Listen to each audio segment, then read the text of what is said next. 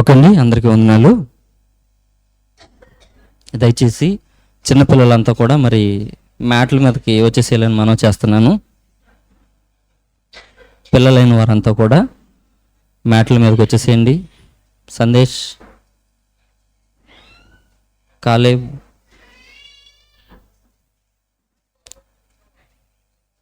సందేశ్, సాత్విక్ మరి మీరంతా కూడా మ్యాట్స్ మీదకి వచ్చేసేయండి. మరి ఫ్రంట్ చైర్స్ అన్ని కూడా ఫిల్ చేసేయండి. వెనకాల వచ్చే వాళ్ళకి ప్లేస్ ఇవ్వాలని మనం చేస్తున్నాను.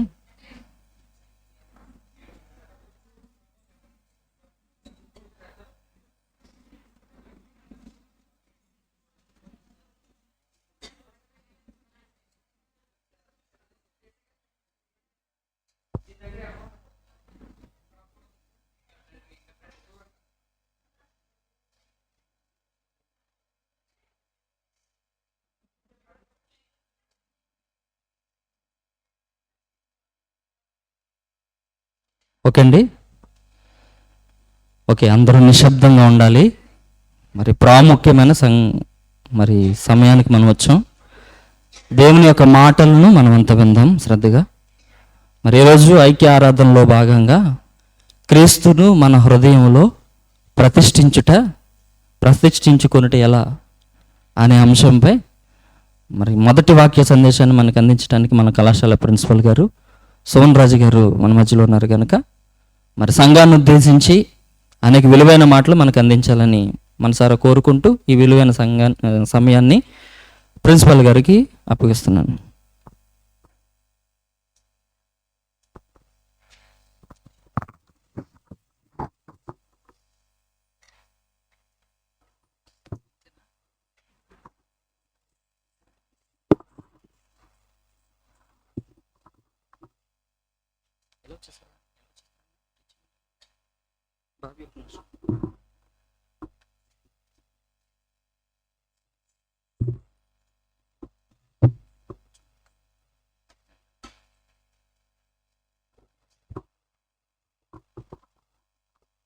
సరిపోదా అదే అక్కడ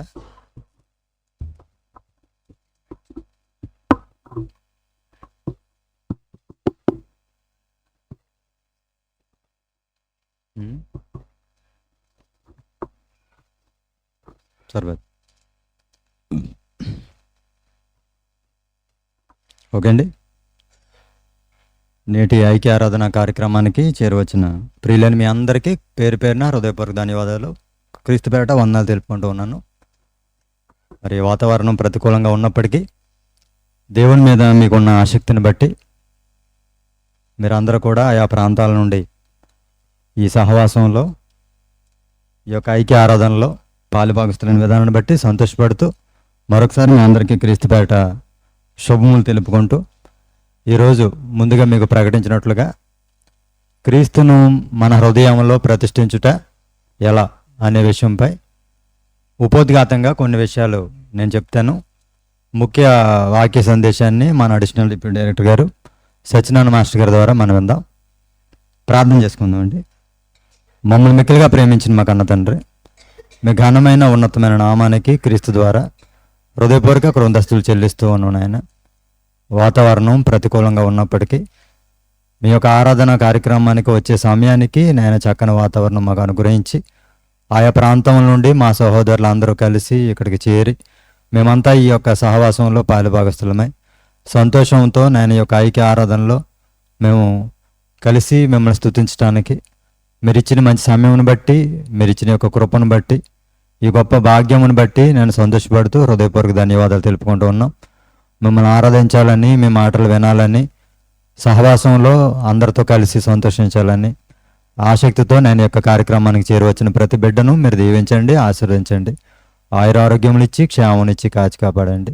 ఈ సమయంలో మేమంతా కలిసి ఉన్నతమైన మీ యొక్క మాటలు ఆలోచిస్తూ ఉండగా కావలసిన జ్ఞానము, సమయస్ఫూర్తి, వివేకము, పరిశుధాత్మ సహాయము మాకు అనుగ్రహించి మా అందరికీ అవసరమైన మాటలు మాకు నేర్పించమని, మీ యొక్క వాక్యం ద్వారా మా హృదయాన్ని నేను స్పందింపచేయమని, చేరువచ్చిన ప్రతి ఒక్కరిని కూడా మీరు దీవించమని ఈనాటి వాక్య పరిచయం అంతట్లో మీ సహాయాన్ని మేము కోరుకుంటూ క్రీస్తు యేసువారి శ్రేష్టమైన నామమును బట్టి ప్రార్థన అడుగుచున్నాం మా పరమ తండ్రి, ఆమేన్. ఓకే అండి. మరి మాస్టర్ గారు ఒక టైటిల్ అనేది మనకి ఇవ్వడం జరిగింది. అదేంటంటే క్రీస్తును మన హృదయంలో ప్రతిష్ఠించుట ఎలా అనే విషయాన్ని. దీని గురించి మనం ఆలోచిస్తే హృదయం అన్నది ముఖ్యంగా మనకు అనిపిస్తుంది. క్రీస్తును ప్రతిష్ఠించుట ఎలా అని అనలేదు, క్రీస్తును హృదయంలో ప్రతిష్ఠించుట ఎలా అన్నారు. అంటే హృదయంలో ప్రతిష్ఠించాలా, హృదయం అవసరమా, హృదయం ముఖ్యమైనదా అని ఈ సంగతులు మనం ఆలోచిస్తే నిజంగానండి మానవ హృదయమే అన్నింటికీ ముఖ్యమైనది, అన్నింటికీ మూలమైనది. చెప్పాలంటే ప్రతి కార్యక్రమానికి మూలం, కేంద్రం మానవ హృదయమే. మనిషి మాటలు కానివ్వండి, మనిషి చేతలు కానివ్వండి, ఇవన్నీ కూడా హృదయాన్ని బట్టి ఆధారపడి ఉంటాయి. హృదయాన్ని బట్టే మనిషి మాటలు ఉంటాయి, హృదయాన్ని బట్టే మనిషి చేష్టలు ఉంటాయి, హృదయాన్ని బట్టే మనిషి ప్రవర్తన అంతా ఆధారపడి ఉంటుంది. ఏమండి? కాబట్టి హృదయం అనేది చాలా ప్రాముఖ్యమైనది. అందుకని మనందరికీ తెలిసిన మాట, చాలా సందర్భాల్లో మనం చాలా సందర్భాల్లో మనం చదువుతున్న మాట ఏంటంటే హృదయము నిండి ఉన్న దాన్ని బట్టి నోరు మాట్లాడుతుంది అని. తెలుసు కదా మనకి. మత్తయి సువార్త 12:34 ఆ మాట ఉంటుందండి. మత్తయి సువార్త 12:34 హృదయము నిండి ఉన్న దాన్ని బట్టి నోరు మాట్లాడుతుంది. అంటే ఒకరు మాట్లాడుతున్నారు అని అంటే ఏది మూలం అన్నమాట, ఎక్కడి నుండి వస్తున్నాయి అన్నమాట. అది ఎవరు ఏం మాట్లాడినా మీరు గమనించాలి. మరలా ఏం మాట్లాడినా కూడా అది ఎక్కడి నుండి వస్తుంది, హృదయం నుండి వస్తుంది. హృదయంలో నిండిన తర్వాతే నోట బయటికి వస్తుందన్నమాట. అర్థమైందండి? అందుకనే హృదయం నిండిపోయింది కొంతమంది మాట్లాడుతూ ఉంటారు.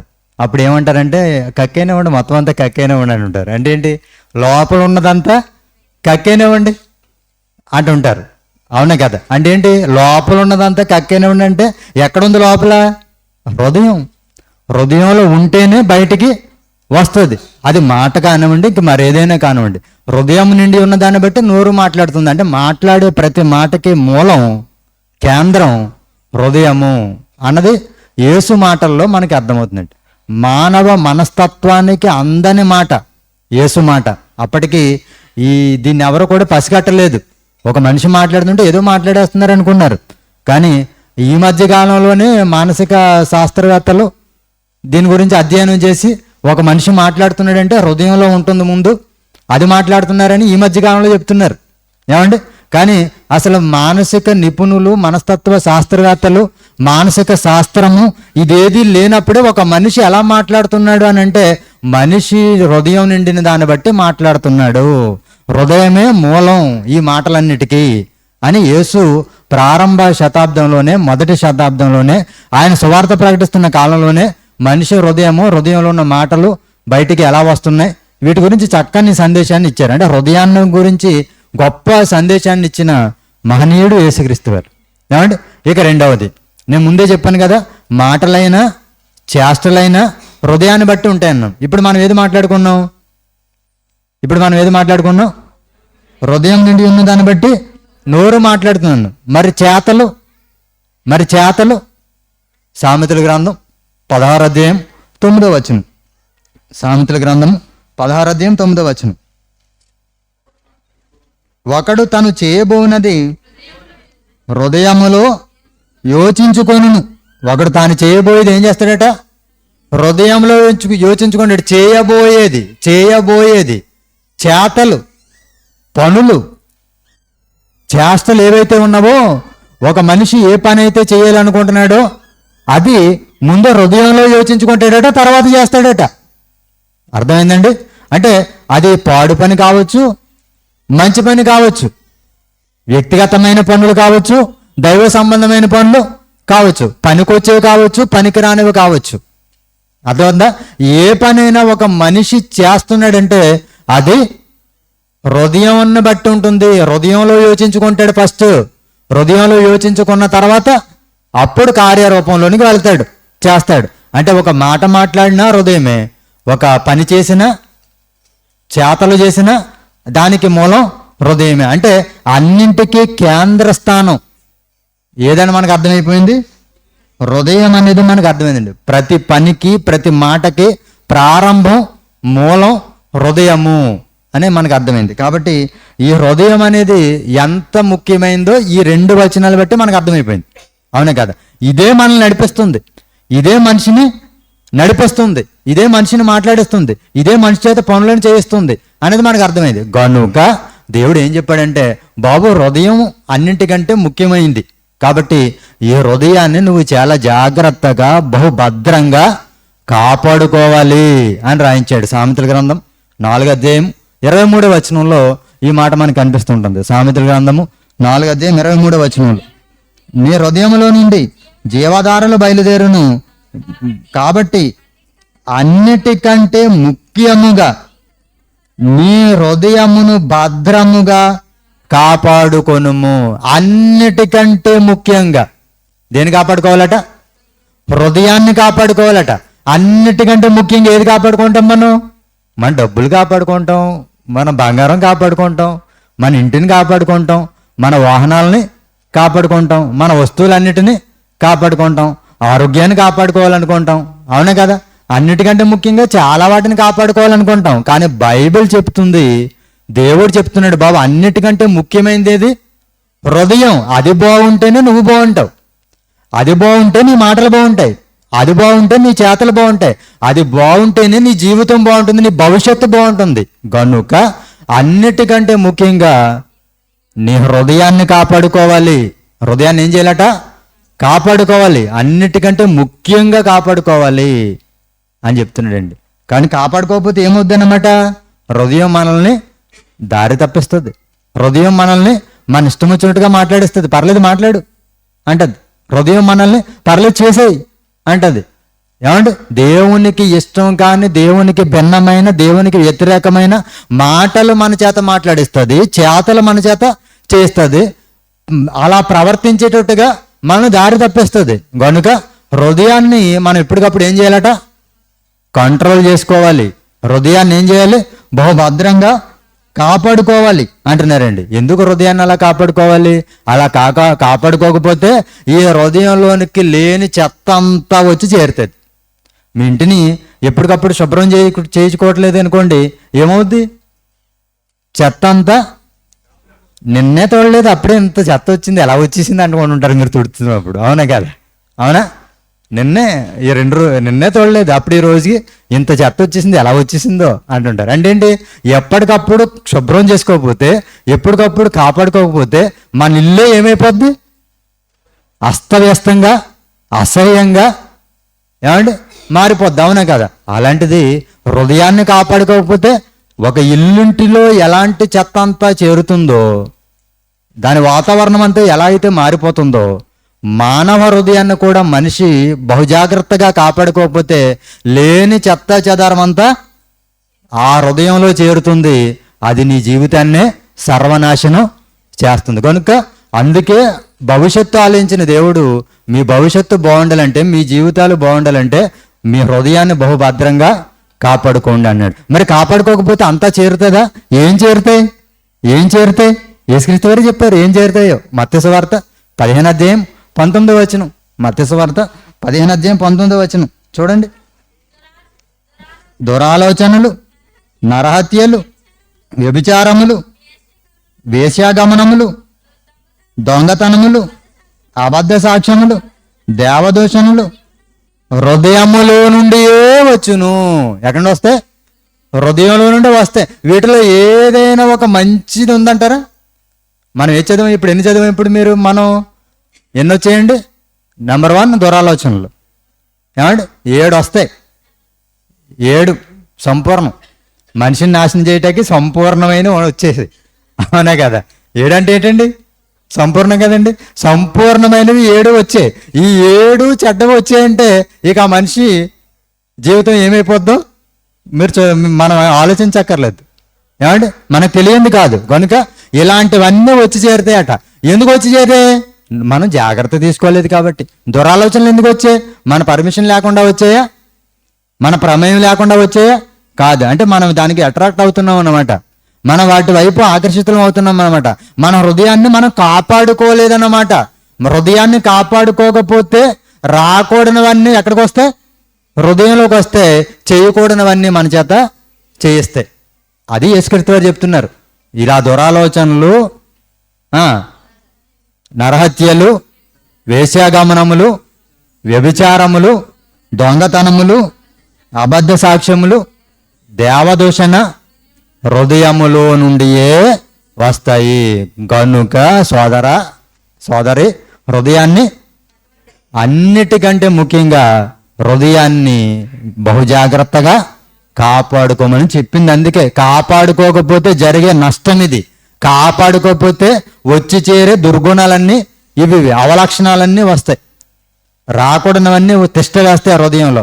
ఇక అక్కడ నుండి మన ఆలోచన విధానం మారిపోతుంది, మన మాటలు మారిపోతాయి, మన చేతలు మారిపోతాయి.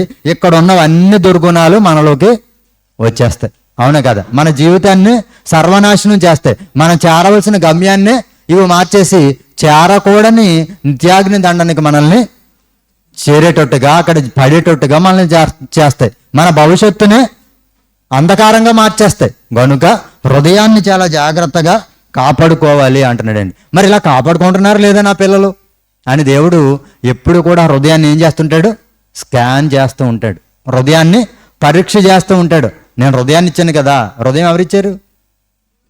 హృదయం నేను వాళ్ళకి ఇచ్చేసానండి, వీళ్ళకి ఇచ్చేసానండి అంటారు చాలామంది. ఎవరిచ్చారు? వాళ్ళు ఇచ్చారేంటి నీకేమన్నా? హృదయం ఎవరిచ్చారు? హృదయం దేవుడిచ్చాడండి. హృదయం దేవుడిస్తే వచ్చింది మనకి. దేవుడిస్తే వచ్చిన హృదయాన్ని నువ్వు ఎవరికి ఇచ్చేయడం ఏంటి? నీ సొమ్ము ఒకటిది, సోకు ఒకటిది అన్నట్టుగా ఏం చేస్తారు చాలామంది? ఇచ్చేసామండి అంటుంటారు. కాదండి, హృదయాన్ని దేవుడిచ్చాడు. మరి దేవుడు హృదయాన్ని ఇచ్చినప్పుడు ఏం చేస్తున్నారు ఆ హృదయంతో, ఏమి స్టోర్ చేస్తున్నారు దాంట్లో అన్నది ఎప్పటికప్పుడైనా పరీక్షిస్తాడా లేదా? చూస్తాడా లేదా? మనం ఎవరికైనా ఏదైనా గిఫ్ట్ ఇచ్చామనుకోండి, మనం ఏం చేస్తాం? వాళ్ళ ఇంటికి వెళ్ళినట్నే నేను ఇచ్చింది వీళ్ళు ఎక్కడ పెట్టారు, ఎక్కడ తగిలిచ్చారు, ఎలా ఉంది అని చూస్తుంటారు. అవునా కదా? ఏదైనా బండి ఇచ్చామనుకోండి, ఎలా వాడుతున్నారు వీళ్ళు అని మనం ఏం చేస్తాం? చూస్తుంటాం. అవునా కదా? మరి వాటి అన్నిటికంటే గొప్పది ఇచ్చాడు, హృదయం ఇచ్చాడు. ఇచ్చిన దేవుడు చూడ్డా? మాట ఇచ్చిన దేవుడు వినకుండా ఉంటాడా? చూడకుండా కానకుండా ఉంటాడా? చెవులు ఇచ్చిన దేవుడు వినకుండా ఉంటాడా అంటాడు. అలా హృదయాన్ని ఇచ్చిన దేవుడు హృదయాన్ని చూడకుండా ఉంటాడా? చూడకుండా ఉంటాడు. చూడకుండా చెప్పాడు ఇవన్నీ ఉన్నాయని కాదు, కానీ చూసే చెప్పాడు. అందుకనే ద్వితీయోపదేశకాండము 13:3 ఒక మాట ఉందండి. ద్వితీయోపదేశకాండము 13:3 తొందరగా చదవండి. ద్వితీయోపదేశకాండం 13:3 దాంట్లో మీరు హృదయ పరీక్ష అన్న దగ్గర నుండి చివరి మాటలు మీరు చదవండి, సరిపోతుంది, అంత అవసరం లేదు. మీరు మీ దేవుడైన యెహోవాను మీ పూర్ణ హృదయముతోను మీ పూర్ణాత్మతోను ప్రేమించుచున్నారో లేదో తెలుసుకొనుటకు మీ దేవుడైన యెహోవా మిమ్మును పరీక్షించుచున్నాడు. ఏం చేస్తున్నాడట? హృదయాన్ని ఇచ్చాడు కదా దేవుడు. ఎందుకు ఇచ్చాడట హృదయాన్ని? నీకిచ్చిన హృదయంతో, పూర్ణ హృదయంతో హృదయాన్నిచ్చిన దేవుణ్ణి ఏం చేయాలట? ప్రేమించాలట. హృదయాన్నిచ్చిన దేవుణ్ణి హృదయమున్న ప్రతి మనిషి పూర్ణ హృదయంతో ప్రేమించాలట. మరి ఆ హృదయాన్ని ఇచ్చాను, ఆ హృదయంతో నన్ను ప్రేమిస్తున్నారా? ప్రేమిస్తే ఎలా ప్రేమిస్తున్నారు? ఎలా ప్రేమిస్తున్నారు? పూర్ణ హృదయంతో ప్రేమిస్తున్నారా, లేకపోతే కొంచెంగా ప్రేమిస్తున్నారా? ఎంత ఉంది? 100% లవ్ ఉందా ఆ హృదయంలో? నేనంటే పర్సంటేజ్ ఎంత ఉంది అని చూస్తాడు. 100% ఉంటే దాన్ని ఏమంటారు? పూర్ణం అంటారు. 100% ప్రేమతో నన్ను ప్రేమిస్తున్నారా అని ఎంత పర్సంటేజ్ ఉంది, అసలు ఉందా లేదా అని హృదయాన్ని ఇచ్చిన దేవుడు హృదయాన్ని ప్రతిరోజు ఏం చేస్తున్నాడట? ప్రతి మనిషి హృదయాన్ని ప్రతిరోజు ఏం చేస్తున్నాడు? పరీక్షిస్తున్నాడటండి. పరీక్షించే యంత్రం ఆయన దగ్గర ఉంది. పరీక్షించగలిగే శక్తి సామర్థ్యం ఆయనకే ఉంది. హృదయ పరిశోధకుడు యెహోవా అంటాడు సామెతల గ్రంథంలో. హృదయ పరిశోధకుడైన పరిశోధిస్తాడు, పరీక్షిస్తాడు. ఆ పరీక్షలో ఏమని కనిపించాలి? ఆ పరీక్షలో ఆయనకి ఏం కనిపించాలని పరీక్షిస్తున్నాడట? మళ్ళీ చదువుండా వచ్చినండి. పూర్ణ హృదయంతో పూర్ణాత్మతో ఆయన ప్రేమిస్తున్నారా లేదా అని తెలుసుకొనుటకు మీ దేవుడైన యెహోవా మిమ్మును, అది ఏమి తెలుసుకోవటానికి పరీక్షిస్తున్నాడు? ఆ హృదయంలో నేనున్నానా లేదా, హృదయంలో నేనున్నానా ఇంకెవరైనా ఉన్నారా అని ఏం చేస్తాడు పరీక్షిస్తాడట. ఆల్రెడీ మనోళ్ళు ఏమంటున్నారు, నేను ఆల్రెడీ నీకు కాదు ఇంకెవరికో ఇచ్చేసినంటే ఆ రిపోర్ట్ తెలుస్తుందా లేదా ఆయనకి? తెలుస్తుంది. ఇచ్చింది ఎందుకట? ఆయన కోసమట. పూర్ణ హృదయాన్ని ఆయనకి ఇవ్వాలట, పూర్ణ హృదయంతో ఆయన ప్రేమించాలట. ఆ ప్రేమ, ఆ పూర్ణ హృదయం ఆయన పట్ల మనకు ఉందా లేదా, ఆ హృదయంలో ఆయనకి స్థానం ఇచ్చామా లేదా అన్నది ప్రతి మనిషి హృదయాన్ని ప్రతిరోజు ఏం చేస్తున్నాడు ఆయన? పరీక్షించి చూస్తున్నాడట. పరీక్ష చూస్తున్నాడట ఆయన. ఇప్పుడు ఎవరికి వాళ్ళు అయ్యి బాబు అనుకుంటారు, అవునే కదా? పరీక్ష చేసి అనుకోండి, నన్ను పరీక్షిస్తే ఎలా ఉంది అని ఎవరికాళ్ళు ఒక్కసారి హృదయంలో ఆలోచించుకోండి, పర్సంటేజ్ ఎంత ఉంది అన్నది. ఎవరి హృదయం వాళ్ళకి ఏం చేస్తుంది, రిపోర్టు చెప్తూ ఉంటుంది, అవును కదా? ఇలా ఉందా లేదా. ఒకవేళ నిజంగా ఉంది అనుకోండి, నిజంగా పూర్ణ హృదయంతో ఆయన ప్రేమిస్తున్నట్టుగా పరీక్షలో తేలింది అనుకోండి, రిపోర్ట్లో పూర్ణ హృదయంతో ఇతను నన్ను ప్రేమిస్తున్నాడు, హృదయం అంతా నాకే ఇచ్చారు అని కనుక ఆ రిపోర్ట్లో తేలిందే అనుకోండి, అప్పుడు దేవుడికి ఎలా ఉంటుందండి? అప్పుడు దేవుడికి ఎలా ఉంటుంది? ఎలా ఉంటుందో 30 అధ్యాయం చదవండి. అక్కడే ద్వితీయోపదేశకాండము 30 అధ్యాయం 10వ వచనం. ద్వితీయోపదేశకాండము 30 అధ్యాయం 10వ వచనం. మీ పితరులు అన్న దగ్గర నుండి చదవండి, సరిపోతుంది. 30 అధ్యాయం 10వ వచనం. ద్వితీయోపదేశకాండం 30:10. యెహోవా నీ పితరుల యందు ఆనందించినట్లు నీకు మేలు చేయుటకు నీ అందును ఆనందించి నీ వైపు మళ్ళీ కొంటాడట. అక్కడ మనం సరిగ్గా చదివితే మళ్ళీ చదవాలి. ఎక్కడి నుంచి చదవాలంటే, ఈ ధర్మశాస్త్ర గ్రంథమందు రాయబడిన ఆయన ఆజ్ఞలను కట్టడలను నీవు గైకొని నీ దేవుడైన యెహోవా మాట విని నీ పూర్ణ హృదయంతో పూర్ణాత్మతో నీ దేవుడైన యెహోవా వైపు మళ్ళునప్పుడు ఏం చేయాలట? అంతకుముందు మనం అనుకున్నాం కదా, పూర్ణ హృదయంతో ఆయన ప్రేమిస్తున్నామా లేదనేది ప్రతి హృదయాన్ని దేవుడు పరీక్షిస్తాడు. ఆ పరీక్షలో నిజంగా తెలిసింది అనుకోండి, ఆయనకి పూర్ణ హృదయంతో నన్ను నా కట్టడలను వీళ్ళు అనుసరిస్తున్నారు, గైకొంటున్నారు, నన్ను ప్రేమిస్తున్నారని తెలిసింది అనుకోండి, తెలిస్తే అప్పుడు ఏం చేస్తాడట? చదవండి. ఆయన ఆజ్ఞలంటే కట్టడలను నీవు గైకొని నీ దేవుడైన యెహోవా మాట విని పూర్ణ హృదయంతో పూర్ణాత్మతో నీ దేవుడైన యెహోవా వైపు మళ్ళునప్పుడు యెహోవా నీ పితరుల యందు ఆనందించినట్లు నీకు మేలు చేయుటకు నీ యందును ఆనందించి నీ వైపు మళ్ళును. ఏమంటే నిజంగా అద్భుతం అండి మాట, అద్భుతం ఈ మాట. నిజంగా మన హృదయాన్ని ఆయన వైపు తిప్పితే, మన హృదయంలో ఆయనకి స్థానం ఇస్తే ఆయన ఏం చేస్తాడట? ఆనందపడిపోతాడట. ఆనందపడిపోయి మన వైపు తిరిగిపోతాడట, మన వైపు మళ్ళీపోతాడట. అంటే ఎప్పుడు కూడా ఆయన హృదయం ఎవరి వైపు ఉంటుంది? మన వైపే ఉంటుందట. అంత ఆనందపడిపోతాడట దేవుడు. అంత ఆనందం అట దేవుడికి హృదయాన్ని ఆయనకి ఇస్తే. కనుక ఆ హృదయాన్ని ఆయనకి ఇచ్చామా లేదని పరీక్షిస్తాడు.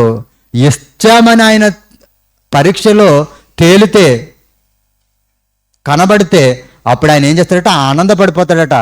ఆనందపడి మన వైపు తిరిగిపోతాడట. మన వైపు తిరిగి ఏం చేస్తాడట?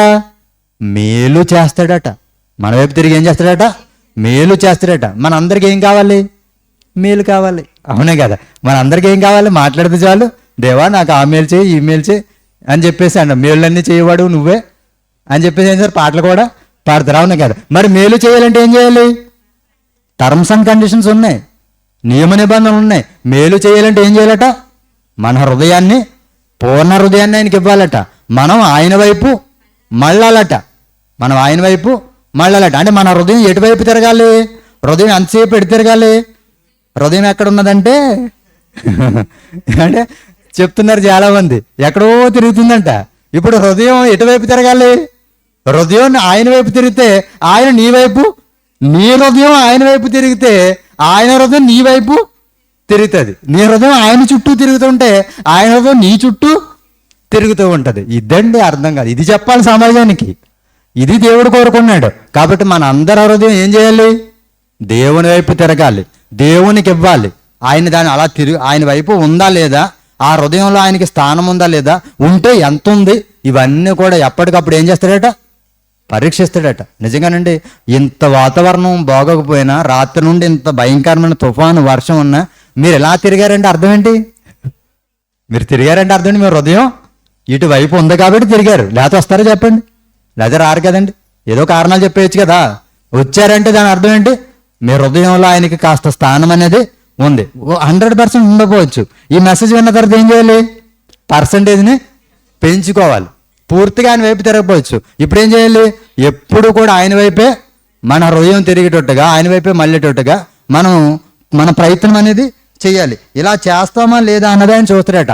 అలా చూసి అప్పుడు ఆయన మన దగ్గరికి వస్తాడట, మన దగ్గరే ఉంటాడట. అందుకని 101వ కీర్తన 2వ వచనంలో ఆయన రావాలంటే ఏం చేయాలో చెప్తున్నాడండి. ఇదంతా నేను ఎందుకు చెప్పానంటే మన టైటిల్ ఏంటి? క్రీస్తును మన హృదయంలో, దేవుణ్ణి మన హృదయంలో ప్రతిష్ఠించండి. మన హృదయంలోకి దేవుడు రావాలంటే, మన హృదయంలో దేవుడు ఉండాలంటే ఎలా అన్నది కదా దాని అర్థం. ఉండాలంటే ఏం చేయాలి? ముందు ఆయన ప్రేమించాలి. ఉండాలంటే ఏం చేయాలి? ఇప్పుడు వచనం చదవండి. ఏంటది? 101 కీర్తన 2వ వచనం. నిర్దోష మార్గమున వివేకంతో ప్రవర్తించేదను. నీవు ఎప్పుడు నా యొద్దకు వచ్చేదేవు? ఆగండి. నీవు ఎప్పుడు నా యొద్దకు వచ్చేదేవు? ఎవరు? దేవుణ్ణి దావీదు గారు అంటున్నారు. దేవుణ్ణి దావీదు గారు అడుగుతున్నాడు, నువ్వు ఎప్పుడు వస్తావు? మీరు ఎప్పుడు వస్తారు మా ఇంటికి అన్నట్టుగా. అవునే కదా? నువ్వు ఎప్పుడు వస్తావు నా దగ్గరికి అన్నా. నువ్వు రావాలంటే ఏం చేయాలి? నేను నిర్దోష మార్గంలో ప్రవర్తించాలి. నా హృదయం నిర్దోషంగా ఉండాలి. నా హృదయాన్ని నిర్దోషంగా చేసుకోవాలి. నా హృదయాన్ని ఇప్పుడు నేను ఏం చేశాను? నిర్దోష హృదయంగా చేసుకున్నాను. నా హృదయంలో దోషం లేదు. నిర్దోష హృదయుడిగా ఉన్నాను. నేను నిర్దోష హృదయుడిగా ఉండి అడుగుతున్నాను, దేవా నీవెప్పుడు నా దగ్గరికి వస్తా అంటే. ఆయన రావాలంటే మన హృదయంలోనికి, మన హృదయం ఎలా ఉండాలి? అది అదేనండి. ఎవరైనా వచ్చి కూర్చోవాలనుకోండి, కూర్చోండి అంటే కూర్చోరు. దాంట్లో ఆ కుర్చీ బాగాలేదు అనుకోండి, కూర్చోరు. ఏం చేయాలి? ఆ కుర్చీ నీట్గా ఉండాలి. అవునా కదా? అప్పుడు కూర్చుంటారు. అవునండి. అలాగే దేవుడు మన హృదయం అనే సింహాసనం మీద కూర్చోవాలంటే, మన హృదయ లోగిల్లో దేవుడు కొలువు ఉండాలంటే ఏం చేయాలి? ఇదేముండదు. నా హృదయ లోగిల్లో కొలువైన నా స్వామి అని పాటలు పాడేస్తారు. అవునే కదా? ఇందుకే హృదయం ఎలా ఉంది? బాగుందా? హృదయం శుద్ధ హృదయంగా ఉందా? శుద్ధ హృదయంగా ఉంటే అప్పుడు ఏం చేస్తాడట? ఆయన వస్తాడట. నా హృదయాన్ని నేను ఏం చేశాను? నిర్దోషంగా చేసుకున్నాను. మీరు ఎప్పుడు వస్తావు దేవా, నీవు ఎప్పుడు వస్తావు అని అడుగుతున్నారు. ఇప్పుడు ఈ మెసేజ్ కూడా ఏంటి? హృదయంలో క్రీస్తును ప్రతిష్ఠించుకోవాలంటే దానికి తగ్గ సిద్ధపాటు ఉండాలి కదండి. దాని సిద్ధపాటు ఉండదు. ఎవరైనా ఇంటికి వస్తున్నారంటే ఏం చేస్తాం మనం? అప్పటికప్పుడు ఇల్లు భయంకరంగా ఉంటుంది. ఎవరైనా వస్తున్నారంటే ఏం చేస్తారు? మొత్తం వస్తున్నాం అని అన్న, రండి అని మనం పిలిచినా వాళ్ళు వచ్చే ముందే ఏం చేస్తారు? అప్పుడుగా ఎంత దారుణంగా ఉంటుందంటే చెప్పక్కర్లేదు ఎవరికి వాళ్ళకే. అవునా కదా? వస్తున్నారని తెలియగానే ఏం చేస్తారు? మొత్తం ఇంట్లో వాళ్ళు అందరూ పడిపడి మొత్తం దాన్ని ఏమండి నీట్గా చేసి ఎక్కడికక్కడ నీట్గా ఏంటంటే ఎంత ఎలా ఉందంటారు. ఉట్టిదే వాళ్ళు వస్తున్నారు కాబట్టి ఏం చేశారు? అవునే కదా? ఎప్పుడు అలా లేదు. అవునే కదా? అంటే ఎవరైనా వస్తున్నారంటే మన ఇంటికే ఏం చేస్తాం? మనం నీట్గా ఉండాలనుకుంటాం. మరి దేవుడే రావాలంటే, దేవుడే మన హృదయంలోకి రావాలంటే అలా ఉండొద్దండి, అలా ఉండాలి కదండి. అందుకే ఇప్పుడు దావీదు గారు ఏం చేస్తారు? నిర్దోష మార్గంలో నేను ఏం చేస్తున్నాను? నా హృదయాన్ని నేను నిర్దోషంగా చేసుకున్నాను, దేవా ఎప్పుడు వస్తారు మీరు అని అడుగుతున్నారు. చూసారా? వస్తాడు అప్పుడు. అలా ఉంటే వస్తాడా? అలా ఉంటే వస్తాడు హృదయంలోనికి. అలా ఉండాలి హృదయం. ఎందుకంటే అలాంటి హృదయమే దేవుడికి ఇష్టమట. 51 కీర్తన 17వ వచనం మనం చదివనుకోండి. 51:17 ఏమంటాడు? విరిగి నలిగిన హృదయమే దేవునికి ఇష్టమైన బలి. ఇక అలాంటి హృదయాన్ని దేవుడు అసలు నిర్లక్ష్యం చేయడాడు. వెంటనే వచ్చేస్తాడనమాట. చాలా తొందరగా వచ్చేస్తాడనమాట. అలాంటి హృదయం కొరకే ఎదురు చూస్తున్నాడు. అలాంటి హృదయం ఉంటే వెంటనే ఆయన హృదయం లోగిలికి వస్తాడు. హృదయం అనే సింహాసనం మీద ఆయన ఆసీనుడు అవుతాడు. అలా ఉండాలంటే హృదయాన్ని మనం ఏం చేయాలి? నిర్దోషంగా చేసుకోవాలి. విరిగి నలిగిన హృదయం, విర్రవీగే హృదయంలోకి దయ్యం వస్తాడు తప్ప దేవుడు రాడు. విర్రవీగిపోతున్నారు అనుకోండి, ఎవరు ఉంటారు? మనకు వెంటనే అర్థమైపోద్ది ఎవరున్నారని. దేవుడు లేడు, దయ్యం ఉందని అర్థం. అందుకని విర్రవీగుతున్న దుష్టత్వమును సమస్త కల్మషమును మాని లోపల నాటబడి ఆత్మలు రక్షించుటకు శక్తి గల వాక్యమును సాత్వికముతో అంగీకరించండి అంటున్నాడు. ఇప్పుడు ఆ వాక్యం ఏం చేస్తుంది? విర్రవీగితనాన్ని కాస్త వినయ విధేయతలతో విరిగి నలిగిన హృదయంగా మార్చేస్తుంది. అలా మారిస్తే దుష్టుడు పోయి దేవుడు వస్తాడు. అర్థమైందా? దుష్టత్వము పోతుంది, దైవత్వం వస్తుంది. అది రావాలంటే హృదయం ఇలా ఉండాలి అని తెలుసుకున్న దావీదు గారు, దేవా నా హృదయాన్ని నేను శుద్ధి చేసుకున్నాను, నిర్దోషంగా చేసుకున్నాను, మీరు ఎప్పుడు వస్తారు అని అడుగుతున్నాడు. అదే 51 కీర్తన 10వ వచనం కూడా మీరు చదివితే, దేవా నా యందు శుద్ధ హృదయము కలుగ చేయమంటాడు. ఏం చేయాలట? శుద్ధ హృదయం. ఎందుకు శుద్ధ హృదయం? శుద్ధ హృదయం ఉంటేనే దేవుడు ఉంటాడు. హృదయం బాగుంటేనే దేవుడు ఉంటాడు, దేవుడు వస్తాడు. కాబట్టి శుద్ధ హృదయం కలుగ చేయము అంటున్నాడండి. చూసారా, ఒక మనిషి ఏం కోరుకోవాలి? శుద్ధ హృదయాన్ని కోరుకోవాలి. శుద్ధ హృదయం కోరుకుంటే, శుద్ధ హృదయాన్ని తెచ్చుకుంటే ఎవరు వస్తారు? దేవుడు అంట. హృదయం శుద్ధిగా ఉంటే దేవుడు వస్తాడు. హృదయ శుద్ధి గలవారు ధన్యులు, వారు దేవుణ్ణి చూచేదారు. హృదయ శుద్ధి లేకుండా దేవుడు రాడు. హృదయ శుద్ధి లేకుండా దేవుణ్ణి చూడలేరు. హృదయ శుద్ధి లేకుండా దేవుడున్న లోకానికి వెళ్ళలేరు. కాబట్టి హృదయ శుద్ధి అనేది చాలా చాలా ప్రాముఖ్యమైంది. అవునే కదా? అన్నిటికంటే ముఖ్యమైనది హృదయం. అందుకని హృదయాన్ని బహుజాగ్రత్తగా కాపాడుకోండి. ఇలా ఉంటేనే దేవుడికి మీరు దగ్గర అవుతారు. ఇలా ఉంటేనే దేవుడు మీకు దగ్గర అవుతాడు. ఇలా ఉంటేనే దేవుడు మీ హృదయంలోనికి వస్తాడు. కాబట్టి హృదయం బహుజాగ్రత్త అని చెప్పాడండి. ఏమంటే ఇంకా మనం వాళ్ళు చేస్తే దావీదు గారు చెప్పారు. ఒక అద్భుతమైన విషయం చెప్తాను మీకు. ఒక అద్భుతమైన విషయం చెప్తాను. ఏంటంటే నా యందు శుద్ధ హృదయం కావాలన్నాడు. ఎవరు? దావీదు గారు. అవునా? శుద్ధ హృదయం నేను తెచ్చుకుంటున్నాను, మీరు వచ్చేయండి నా హృదయంలోని కానీ అన్నాడు. ఎప్పుడు వస్తారని అడిగాడు. అంత మాత్రం కాకుండా దావీదు గారు చేసిన గొప్ప ప్రార్థన ఏంటి చెప్పమంటారా? దావీదు గారు సొలొమోను గారి గురించి ప్రార్థన చేశారు. సొలొమోను గారు ఎవరు? కొడుకు. అవును కదా, దావీదు గారు కుమారుడు సొలొమోను గారు. సొలొమోను గారి గురించి దావీదు గారు ప్రార్థన చేస్తున్నారు. ఏమని ప్రార్థన చేశాడంటే, ఎంత గొప్పగా ఉందంటే ప్రార్థన, మీరు నిజంగా చదివితే ఆశ్చర్యపోతారు. ఒకసారి చదివి చూడండి. ఒకసారి మీరు చదవండి దావీదు గారు ఎలా ప్రార్థన చేశారో. దినవృత్తాంతముల మొదటి గ్రంథము 29వ అధ్యాయము 19వ వచనంలో దావీదు గారు కొడుకు గురించి చేస్తున్న ప్రార్థన. దావీదు గారు తన కొడుకు గురించి చేస్తున్న ప్రార్థన. దావీదు గారు చేసిన ప్రార్థన మనం చూసాం. దేని గురించి చేశారు? ఆయన శుద్ధ హృదయం కావాలని చేశారు. ఆ హృదయంలోకి నువ్వు రావాలని చేశారు. అవునే కదా? ఇప్పుడు అదే కోణంలో, అదే విధానంలో తన కొడుకు గురించి చేస్తున్నాడు ప్రార్థన. 29 దినవృత్తాంతం మొదటి గ్రంథం 19వ వచనం.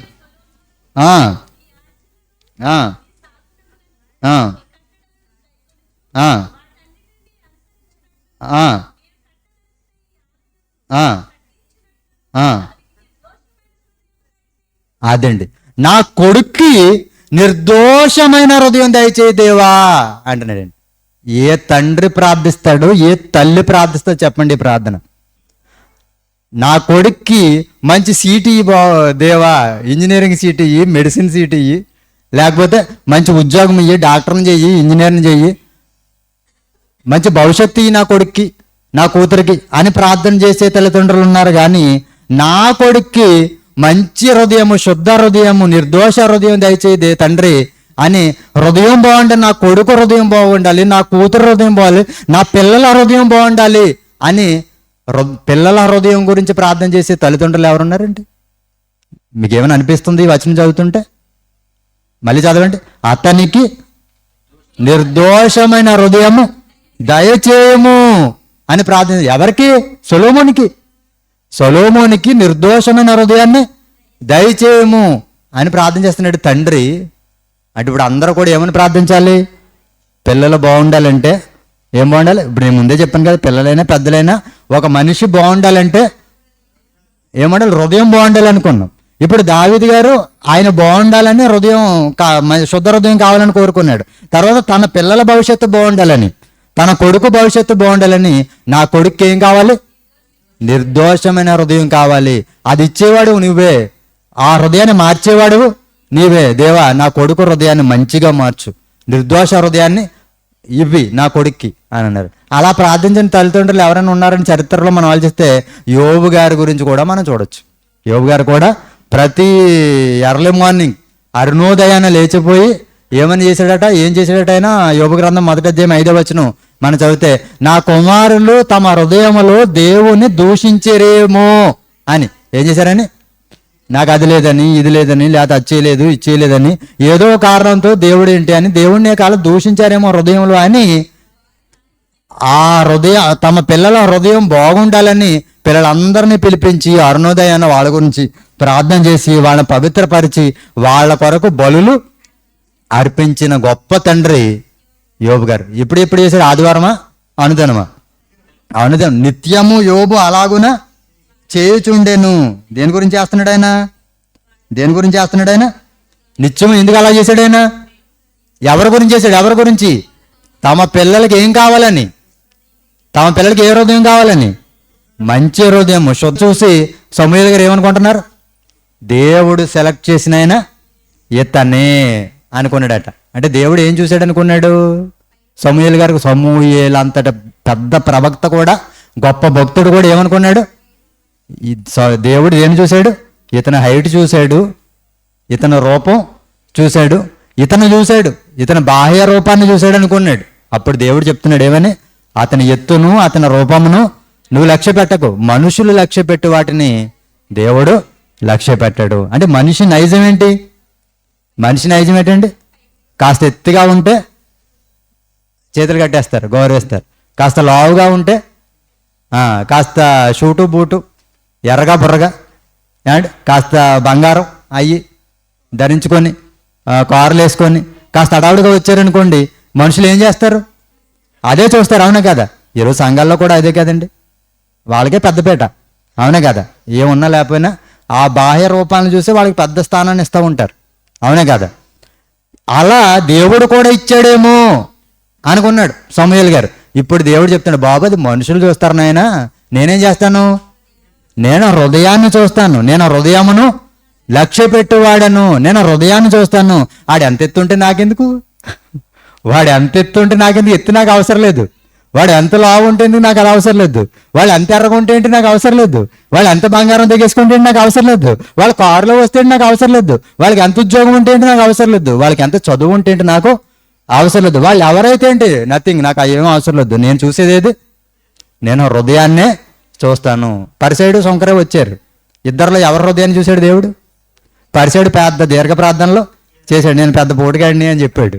చివరికి ఏమన్నాడు? నువ్వు అవతల పోరా, నిన్ను కాదు, ఈ శంకర్నే నేను నీది అంటే ఏం చేశాడు? ఎవరిని చూస్తాడు దేవుడు? అంటే ఇన్సిడెంట్లన్నీ మనం చూస్తుంటే ఏం చూస్తాడు, ఎవరిని చూస్తాడని మనకు అర్థమవుతుంది.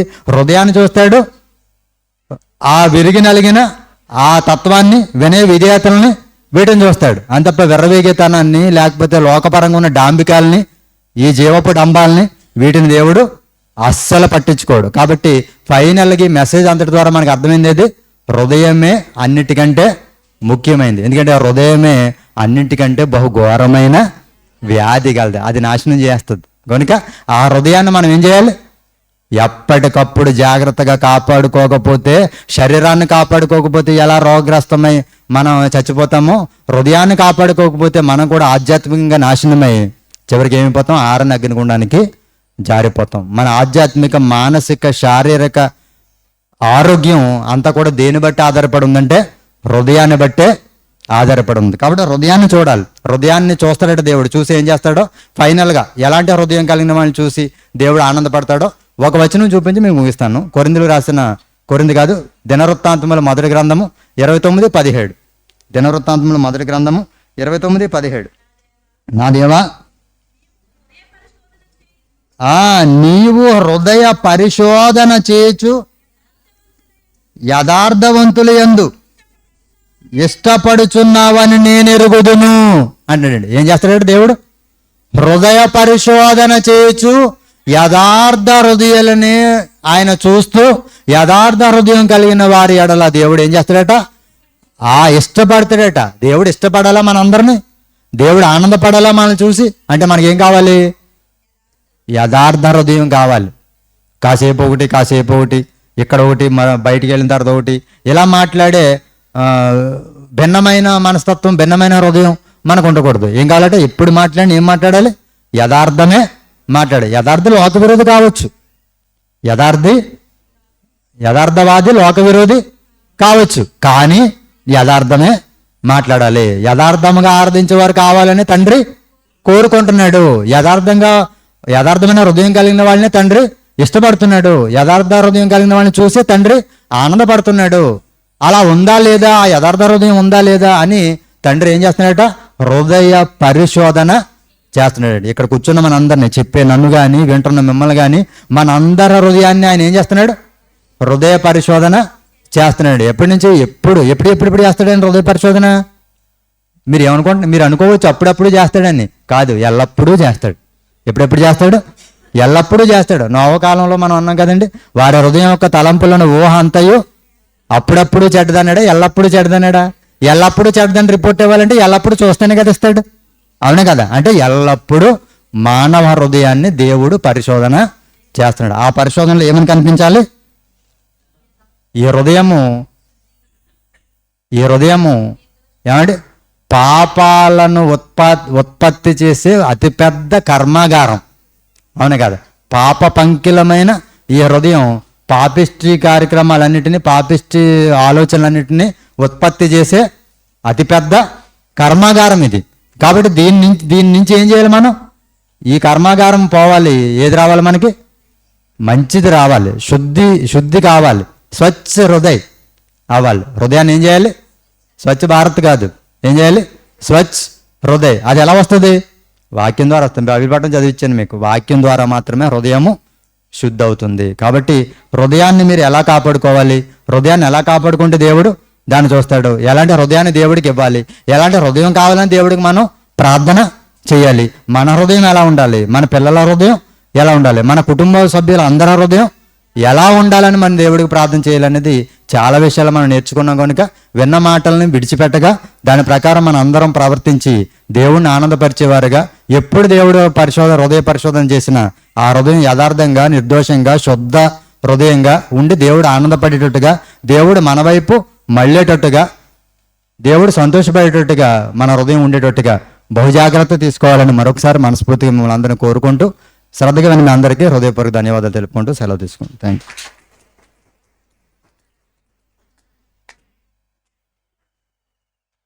యూ. కేసీఆర్ మాస్టర్ గారిని, కృష్ణమోహన్ గారిని, మరి అదేవిధంగా పాఠాలు చెప్తున్నటువంటి ప్రతి బిడ్డను మీరు జ్ఞాపకం చేసుకొని, మన కుటుంబాలను జ్ఞాపకం చేసుకొని మనం ప్రార్థన చేయించున్నాం. తండ్రి, ఇదిగో ఇంతవరకు ఎన్నో అమూల్యమైనటువంటి నీ మాటలు విన్నాం. మరికొన్ని మాటలు మేము నేర్చుకొని చూడగా మా భక్తి జీవితాలకు అవసరమైనటువంటి మాటలు నీ గ్రంథం ద్వారా మీరు మాకు తెలియచేయమని, మమ్ములను ఇంతటి మహాజ్ఞానానికి వారసులుగా చేసిన మా ఆత్మీయ తండ్రి జయశాల్ గారికి ఆయుష్ను, ఆరోగ్యాన్ని ప్రసాదించమని, మా అన్న అయినటువంటి జాన్సన్ గారు విడిచి వెళ్ళినటువంటి కుటుంబాన్ని, చిన్నక్కని, ఆయనకి ఇచ్చినటువంటి కుమారుడు, కుమార్తెను మీరు జ్ఞాపకం చేసుకోనమని క్రీస్తు పెరటి ప్రార్థన జ్ఞాపకం చేసుకుంటున్నాం తండ్రి. ఆమేన్. క్రీస్తునందు ప్రియమైనటువంటి దేవుని పిల్లలారా, మీ అందరికీ నా హృదయపూర్వక వందనాలు తెలియజేసుకుంటున్నాను. మరింతవరకు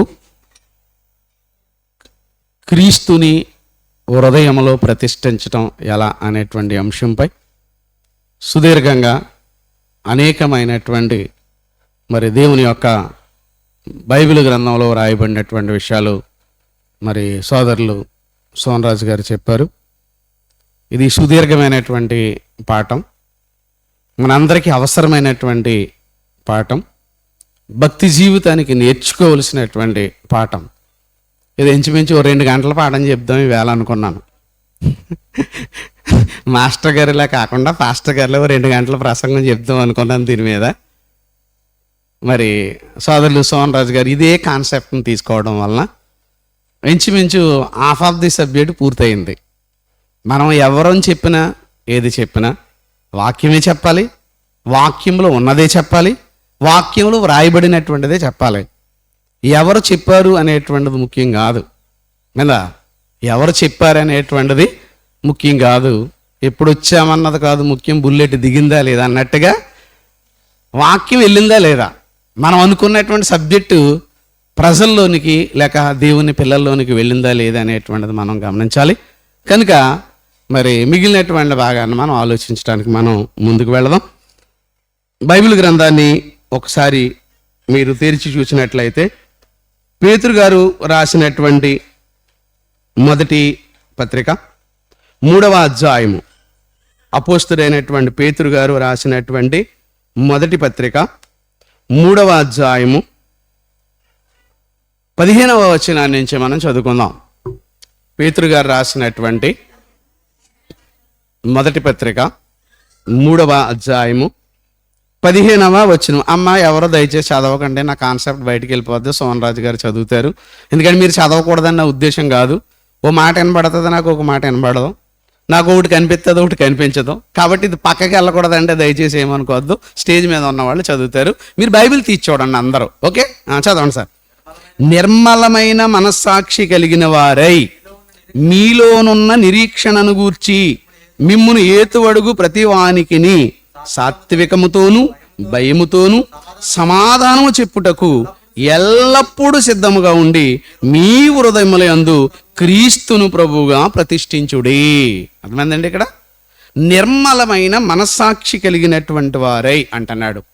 నిర్మలము అంటే అర్థం ఏంటంటే పరిశుద్ధమైనటువంటిది, ఏ యొక్క మరి కల్మషము లేనటువంటిది.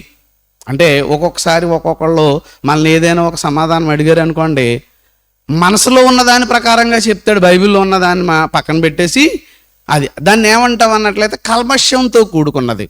కనుక అలా ఉండకూడదు. బైబిల్కి బైబిలే సాటి అన్నట్టుగా నిర్మలమైనటువంటి మనసు అంటే అర్థం ఏంటంటే ఏ లోప భూయిష్టము లేనటువంటిదిగా ఉండాలి.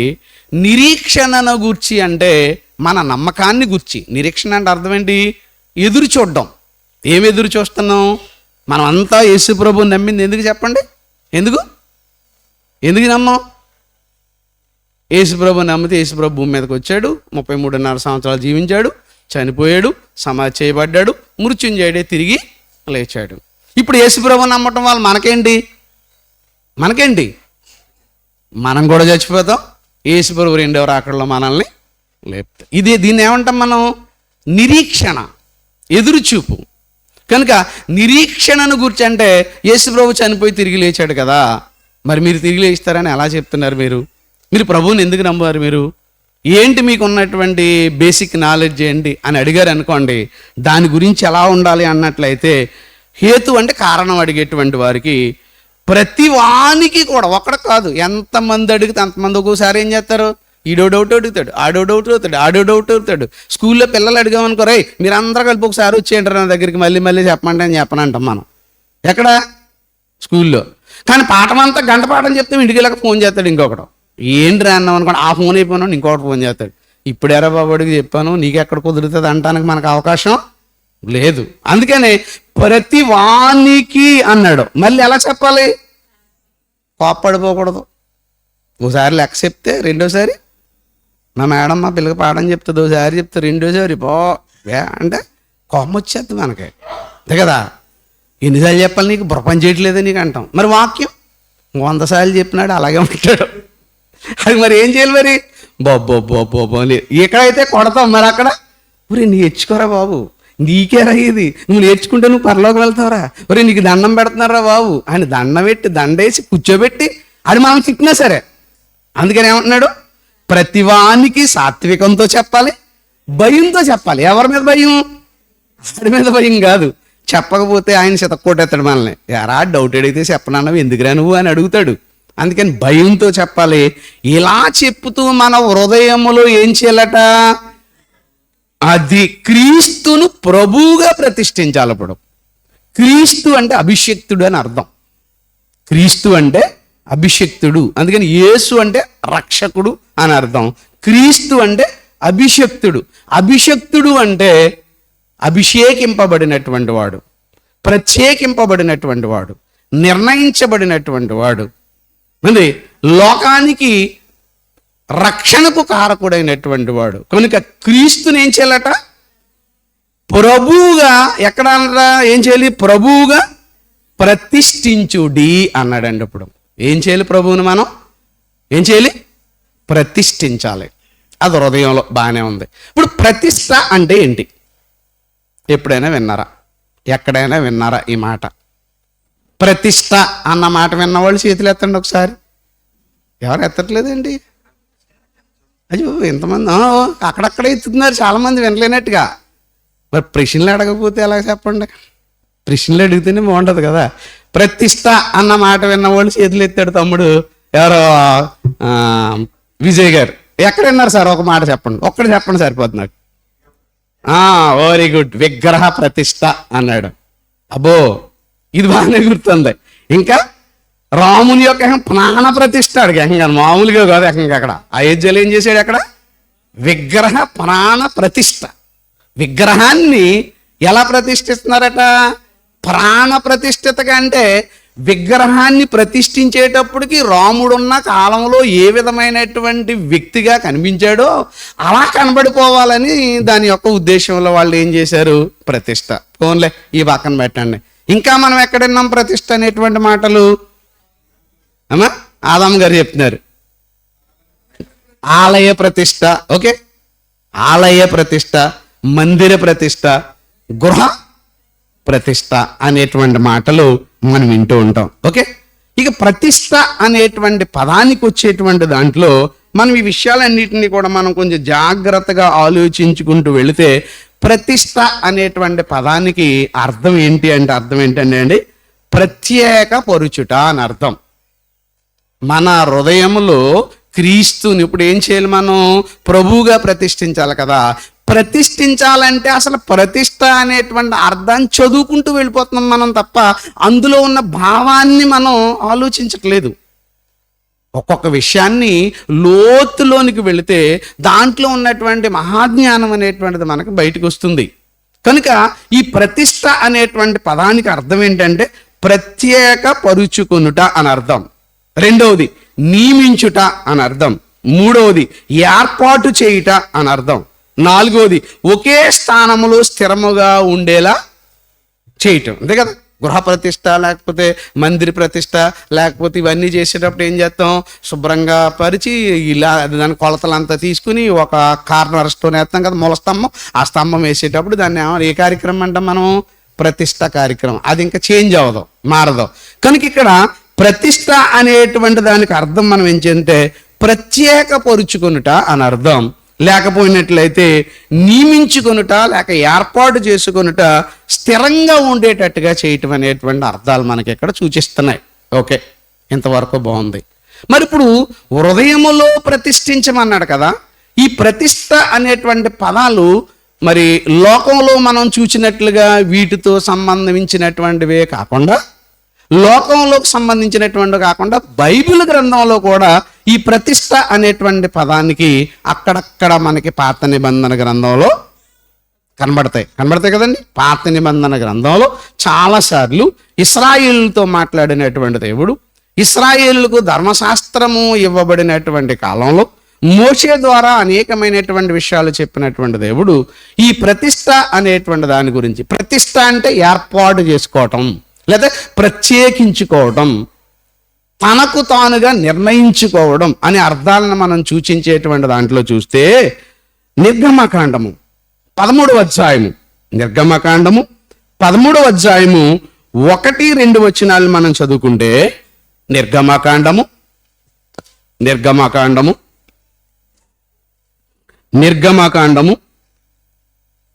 13వ అధ్యాయము 1-2 వచనాలు. మరియు యెహోవా మోషేతో ఇలాగు సెలవిచ్చెను, ఇశ్రాయేలీలలో మనుషుల యొక్కయు పశువుల యొక్కయు ప్రథమ సంతతి అనగా ప్రతి తొలిచూలు పిల్లను నాకు ప్రతిష్ఠించుము. ప్రతిష్ఠించమని వారికి చెప్పారు. అది నాదని చెప్పాను. ఇక్కడ యెహోవా మోషే ద్వారా రాయించేటువంటి మాటలు ఏంటంటే ఇశ్రాయేలీలలో, అంటే ఇశ్రాయేలు ప్రజలందరినీ కూడా కాపాడినటువంటి వాడు ఎవరు?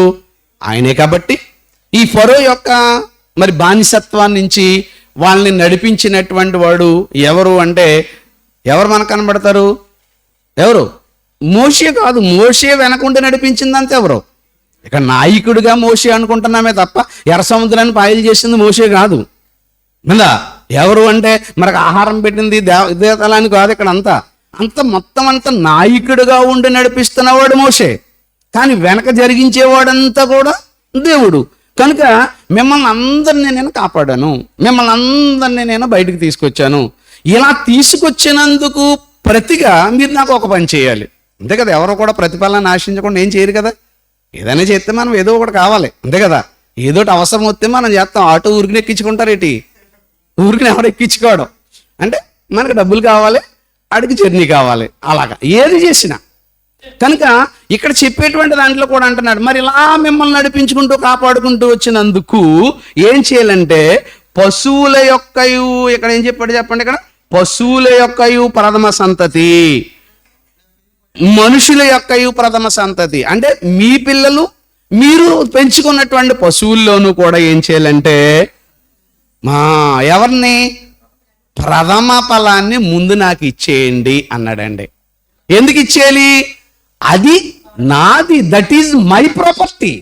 చూసారు, ఇప్పుడు గర్భఫలం మొదటి కొడుకు మనోడు అనుకుంటున్నాం, ఆయన ఏమంటున్నాడు, ఇచ్చింది నేను, తర్వాత నుంచి నువ్వు తీసుకో, ఫస్ట్ నాది. మనోళ్ళు ఏమి నేర్పారు? ఫస్ట్ గుడ్డు, ఫస్ట్ బీరకాయ, ఫస్ట్ బెండకాయ, ఫస్ట్ కాసినటువంటి గుమ్మడికాయ. ఈ ఈజీ ఎవడైనా ఇస్తాడు, ఇవ్వటం పెద్ద ఏముందండి. మళ్ళీ గర్భాన్ని పుట్టినటువంటి కొడుకుని ఇస్తావా? ఒకడు పెద్దోడు, ఒకడు చిన్నోడు. పెద్దోడు డాక్టర్, చిన్నోడు ఏం ఫెయిల్ అయిపోయి 10th క్లాస్ ఫెయిల్ రోడ్లన్నీ తిరుగుతున్నాడు. ఈయన మాత్రం దేవుడికి ఇచ్చేస్తానండి. ఆన్ని పాపాడు వద్దునండి బాబు, వాడు ప్రయోజకుడు, ఈడు పనికిరానివాడు. మరి ఆయన ఏమంటున్నాడు, నీ ప్రథమ ఫలం ఏదైతే అది ఫస్ట్ ప్రయారిటీ ఎవరికి ఇవ్వాలి చెప్పండి. కాబట్టి అది ప్రతిష్ఠించే అంటే ఏర్పాటు చేసే, దాని మీద నీకు హక్కు లేదని. ప్రతిష్ఠించితే అర్థం ఏంటంటే దాని మీద ఇంక నీకు రైట్ లేదు, ఇది దేవుడిది అన్నావు అనుకోండి, మళ్ళీ ఏం చేయకూడదు, ఇంక అక్కడ నువ్వు వేరే వేలు పెట్టడానికి అవకాశం లేదు. కానీ మనకు నాలయాలు ఏమంటాడు తెలుసా, లేక కొడుకు పుట్టాడు అనుకోండి, నేను ఆ కొడుకునండి దేవుడికి ప్రతిష్ఠించేస్తున్నాను అంటాడండి. చూస్తానండి నేను మీటింగ్ వీడు దేవుడికి అండి అని చేతిలో పెట్టిన తర్వాత దేవుడు పాట ఎంత 100, 1000, 2000. అప్పుడు నేను అంటాను 5000కి పడుకుంటాను, నేనే ఇచ్చేసుకుంటాను. ఎవడట వాళ్ళు ముందే చెప్పేస్తారంట తల్లిదండ్రులు, ఎంతకో అంతకు మించి ఎవరు. మరి పాటలో ధర్మం అంటే ఏమన్నా, పాటలు ఏమన్నా ఎక్కువ ఎవరు పాడుకుంటే ఆడితే కదా. వాళ్ళు 2000కి పాడుకోమన్నారు అనుకో, 2000కి పాడాలంటే అప్పుడు వాళ్ళకి ఇచ్చేయాలంట. అంటే దేవుడికి ఇచ్చాడని పేరు చెప్పి మళ్ళీ ఏం చేస్తున్నారు చెప్పండి. అది కాదండి. ప్రతిష్ఠితం అంటే అర్థం ఏంటంటే ఏర్పాటు చేయడం, లేక నిశ్చయించడం, లేక నిర్ణయించడం. ఎవరికి నిర్ణయించావు? ఇది దేవుడికి నిర్ణయించిన దాని మీద ఇంకా మన ఎవ్వరికి కూడా ఏముండకూడదు. ఎందుకు? అది నాది అన్నాడు. మరో మాట చూద్దాం. నిర్గమకాండము 28వ అధ్యాయము 1, 2, 3, 4, 5 వచనాలు. నిర్గమకాండము 28వ అధ్యాయము 1వ వచనం, 2, 3, 4 వచనాలలో, మరియు నాకు యాజకత్వము చేయుటకై నీ సహోదరుడైన అహరోనును అతని కుమారులను, అనగా అహరోను కుమారులైనటువంటి నాదాబును, అబీహును, ఎలియాజరును, ఈతామారును ఇశ్రాయేలు నుండి నీ వద్దకు పిలిపింపుము. ఇక్కడ మోషే గారితో చెప్తున్నాడు. ఎవరు?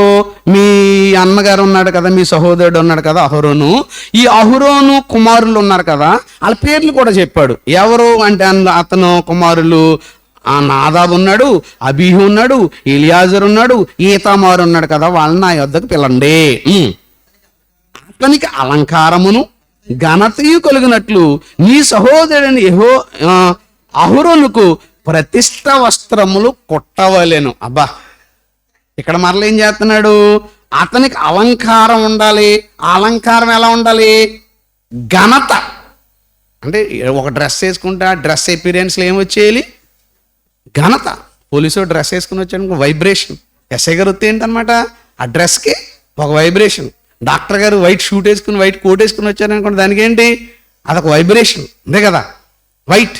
చిన్నపిల్లలు చూడండి వైట్ డ్రెస్ వేసుకున్న ఆడవాళ్ళు ఏఎన్ఎం చూస్తే క్యార్ ఎందుకు ఇంజెక్షన్ చేస్తారు కాబట్టి వాళ్ళు, అంతే కదా. అదొక డ్రెస్ సింబల్. అలాగే ఇక్కడ యాజకుడికి కూడా ఏముండాలట? ఒక డ్రెస్ ఉండాలి, అది ఘనత కలిగినటువంటిదిగా ఉండాలని చెప్పి అతనికి ఏం చేయాలంటే, ఏ వస్త్రం అంటే ఇది? ప్రతిష్ఠిత వస్త్రం. ఇందాకేమో ప్రతిష్ఠించడం చూసాం, ఇక్కడ ప్రతిష్టకు మళ్ళీ ఏం కావాలి? వస్త్రం కూడా కావాలి. నెక్స్ట్ మళ్ళీ ఆ వస్త్రం ఎవరు కుట్టాలో చెప్తున్నాడు చూడండి బాబోయ్. అహరోను నాకు యాజకుడు అన్నట్లు నీవు అతన్ని ప్రతిష్ఠించుదు, అతని వస్త్రములు కుట్టుటకైనను నేను జ్ఞానాత్మతో నింపిన వివేక హృదయులు అందరికీ ఆజ్ఞయిమ్ము. అబ్బో, ఈ ప్రతిష్ఠత వస్త్రం కుట్టడానికి ఎవరు ఉండాలట? జ్ఞాన ఆత్మ హృదయం.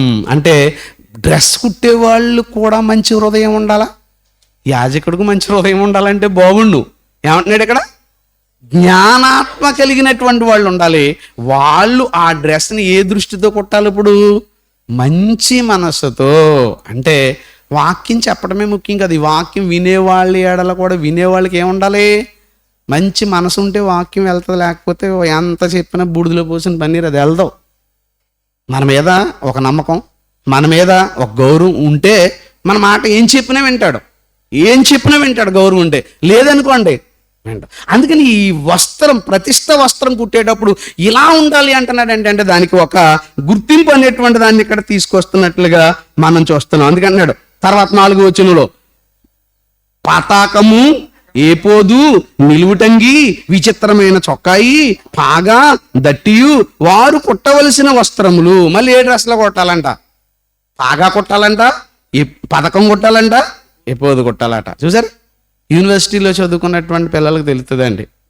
లా చదవటం అనేటి లా చదివిన వాళ్ళు ఒక్కళ్ళు వేసుకుంటారు, కోట్ అనుకుంటారు. కానీ మీరు యూనివర్సిటీలో నుంచి కనుక గ్రాడ్యుయేషన్ BA, BCom లేకపోతే MSc, MA, MCom ఇలాంటి డిగ్రీలు చేసాడు అనుకోండి, అప్పుడు ఏంటన్నట్లయితే కాన్వకేషన్ జరిగినప్పుడు ఏం చేస్తారంటే దానికి ఒక కోట్ వేస్తారు, ఆ తర్వాత పైన ఒక క్యాప్ పెడతారు. ఆ తర్వాత ఏంటంటే అతను చేసినటువంటి డిగ్రీని ఏం చేస్తారంటే ఆ ఇన్స్టిట్యూట్ యొక్క head of the department, chancellor ఎవరైతే ఉంటారో ఛాన్సలర్ చేతుల మీదుగా దాన్ని ప్రదానం చేస్తూ ఇతడు ఈ వ్యక్తి అని చెప్తాడు. మన వాళ్ళు సాధారణంగా మనకి ఆన్లైన్లో వచ్చేస్తే తీసేసుకుంటాం, లేకపోతే యూనివర్సిటీకి ఎప్పుడు వెళ్తాం. అంటే ప్రతి సంవత్సరం కూడా ఒక రోజు జరుగుతుంది ఎండింగ్లో, అప్పుడు వెళ్ళి తీసుకుంటే అక్కడ ఉంటుంది అనమాట. అలాగే మొన్న డైరెక్టర్ గారు పుట్టినరోజుకి ఏంటంటే అడిషనల్ డిప్యూటీ డైరెక్టర్కి ఏం చేశానంటే బైబిల్ సైంటిస్ట్ అని ఒక అవార్డు ఇచ్చారు. మీరు గ్రూప్లో ఉన్నటువంటి వాళ్ళు ఫోటో చూసి ఉండొచ్చు. అంటే ఒక బ్లాక్ క్లాత్ కట్టి దానికి ఏమో రెడ్ రిబ్బన్ కట్టి ఆ తర్వాత ఏమో ఒక టోపీ కట్టి. ఇది ఎందుకు అన్నాం అనుకోండి, ఎందుకు ఇది అంటే దానికి ఒక సింబల్. అది అంటే ఆ డ్రెస్లో ఏముంటుందంటే ఒక వైబ్రేషన్, ఒక గుర్తింపు. మామూలు డ్రెస్లో ఉన్నటువంటి ఫోటోలు ముందు నేను ఫోటో పెట్టాను, నా డ్రెస్ లేనటువంటిది. అప్పుడు రవి గారు ఇలా, సార్ మీ డ్రెస్ ఉన్న ఫోటో వేశారు, డ్రెస్ ఉండాలా ఉంటేనే కదా సార్ గుర్తింపు, లేకపోతే ఎలాగ వస్తుంది సార్, మీరు పెట్టండి అర్జెంటుగా అన్నారు. అంటే దాని అర్థం ఏంటి? ఒకదానికి ఒక గుర్తింపు వచ్చేటప్పుడు దానికి ఏంటి అన్నట్లయితే, అందుకని యాజకుడు ప్రతిష్ఠించబడినటువంటి వాడిని పాత నిబంధనలో యాజకుడిని ఎవరు టచ్ చేయకూడదు. రాజు అయినా సరే ఎవరికి భయపడాలి తెలుసండి? యాజకుడికి భయపడాలి. అందుకనే అనామకుడిగా ఎవరైనా ఏమైనా అనేస్తారేమో అని అనకుండా ఉండటం కొరకు పాత నిబంధన కాలంలో యాజకులకి ఏం చేశారంటే ఒక ఎపిరియన్స్ అనమాట. ఆ ఎపిరియన్స్ చూసేటప్పటికి భయం వచ్చేయాలి, ఏ వార్త తెచ్చాడు. అందుకని పాత నిబంధనలో నువ్వు సమాధానం వచ్చావా లేకపోతే ఏమన్నా శాపంతో వచ్చావా అని అంటారు యాజకుడు ఎంటర్ అయిన వెంటనే. అందుకని యాజకుడు వెళ్ళిన వెంటనే సమాధానం మీ మీద ఉండుగాక అంటాడు. అంటే సమాధానం తీసుకొచ్చేవాడు ఎవరు?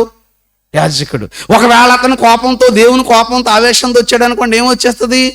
ఆవేశం. అందుకని వీళ్ళందరూ అలర్ట్ అవ్వాలని ఏం తీసుకొచ్చాడు చెప్పండి ఇక్కడ? వస్త్రం, ఏపోదు, ఇవంతా ఉండాలని చెప్పుకుంటే అంటున్నాడు వారు కుట్టాలి. అతడు నాకు యాజకుడు అగునట్లు వారు నీ సహోదరైన అహరోనుకు అతని కుమారులకు ప్రతిష్ఠ వస్త్రములను కుట్టింపవాలను. నీ సహోదరుడైనటువంటి అహరోనుకి ఇవ్వాలి. నీ అహరోను తర్వాత మళ్ళీ రాబోయే తరానికి ఎవరో యాజకులు అవుతారు? వాళ్ళ కుమారులు అవుతారు. కాబట్టి వాళ్ళకు కూడా డ్రెస్ వేసి తీసుకొచ్చి వాళ్ళని ఏం చేయాలి? మీరు ప్రతిష్ఠించండి అంటున్నాడు ఇక్కడ. ప్రతిష్ఠ వస్త్రం, ప్రతిష్ఠ కార్యక్రమం చూచాం. అలాగే సంఖ్యాకాండము 3వ అధ్యాయము, సంఖ్యాకాండం 3వ అధ్యాయము 13వ వచనం. సంఖ్యాకాండము 3వ అధ్యాయము 13వ వచనం. సంఖ్యాకాండము 3వ అధ్యాయము 13వ వచనం. ఐగుప్తు దేశంలో నేను ప్రతి తొలుచూలును సంహరించిన నాడు మనుషులు తొలుచూలునేమి పశువుల తొలుచూలునేమి ఇశ్రాయేలీలో అన్నిటిని నా కొరకు ప్రతిష్ఠించుకొంటిని, వారు నా వారయుందురు, నేనే యెహోవాను. తొలుచూలునేమి అంటున్నాడు ఇక్కడ. పశువుల్లో తొలుచూలునైనా లేక గర్భఫలం తొలుచూలునైనా ఇశ్రాయేలీలు అన్నిటినీ నా కొరకు నేను ఏం చేశాను? ప్రతిష్ఠించుకుంటుని. వారు ప్రతిష్ఠించుకున్న వారు ఎవరంటే వారు నా వారు. నేను ఎవరు? నేను తండ్రిని, వాళ్ళు నా పిల్లలు. వారు నావారు, నేను ఆయన వారను అన్నట్టుగా ఇక్కడ వారు నావారు అనేటువంటి మాట చెప్పాడు. 8వ అధ్యాయం సంఖ్యాకాండం 8వ అధ్యాయము 17వ వచనం.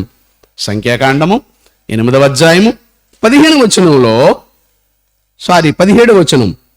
సంఖ్యాకాండము 8వ అధ్యాయము 17వ వచనం. ఎలా అనగా మనుషులలోను పశువులలోను ఇశ్రాయేలులోను తొలిచూలి అయినది యావత్తును నాది.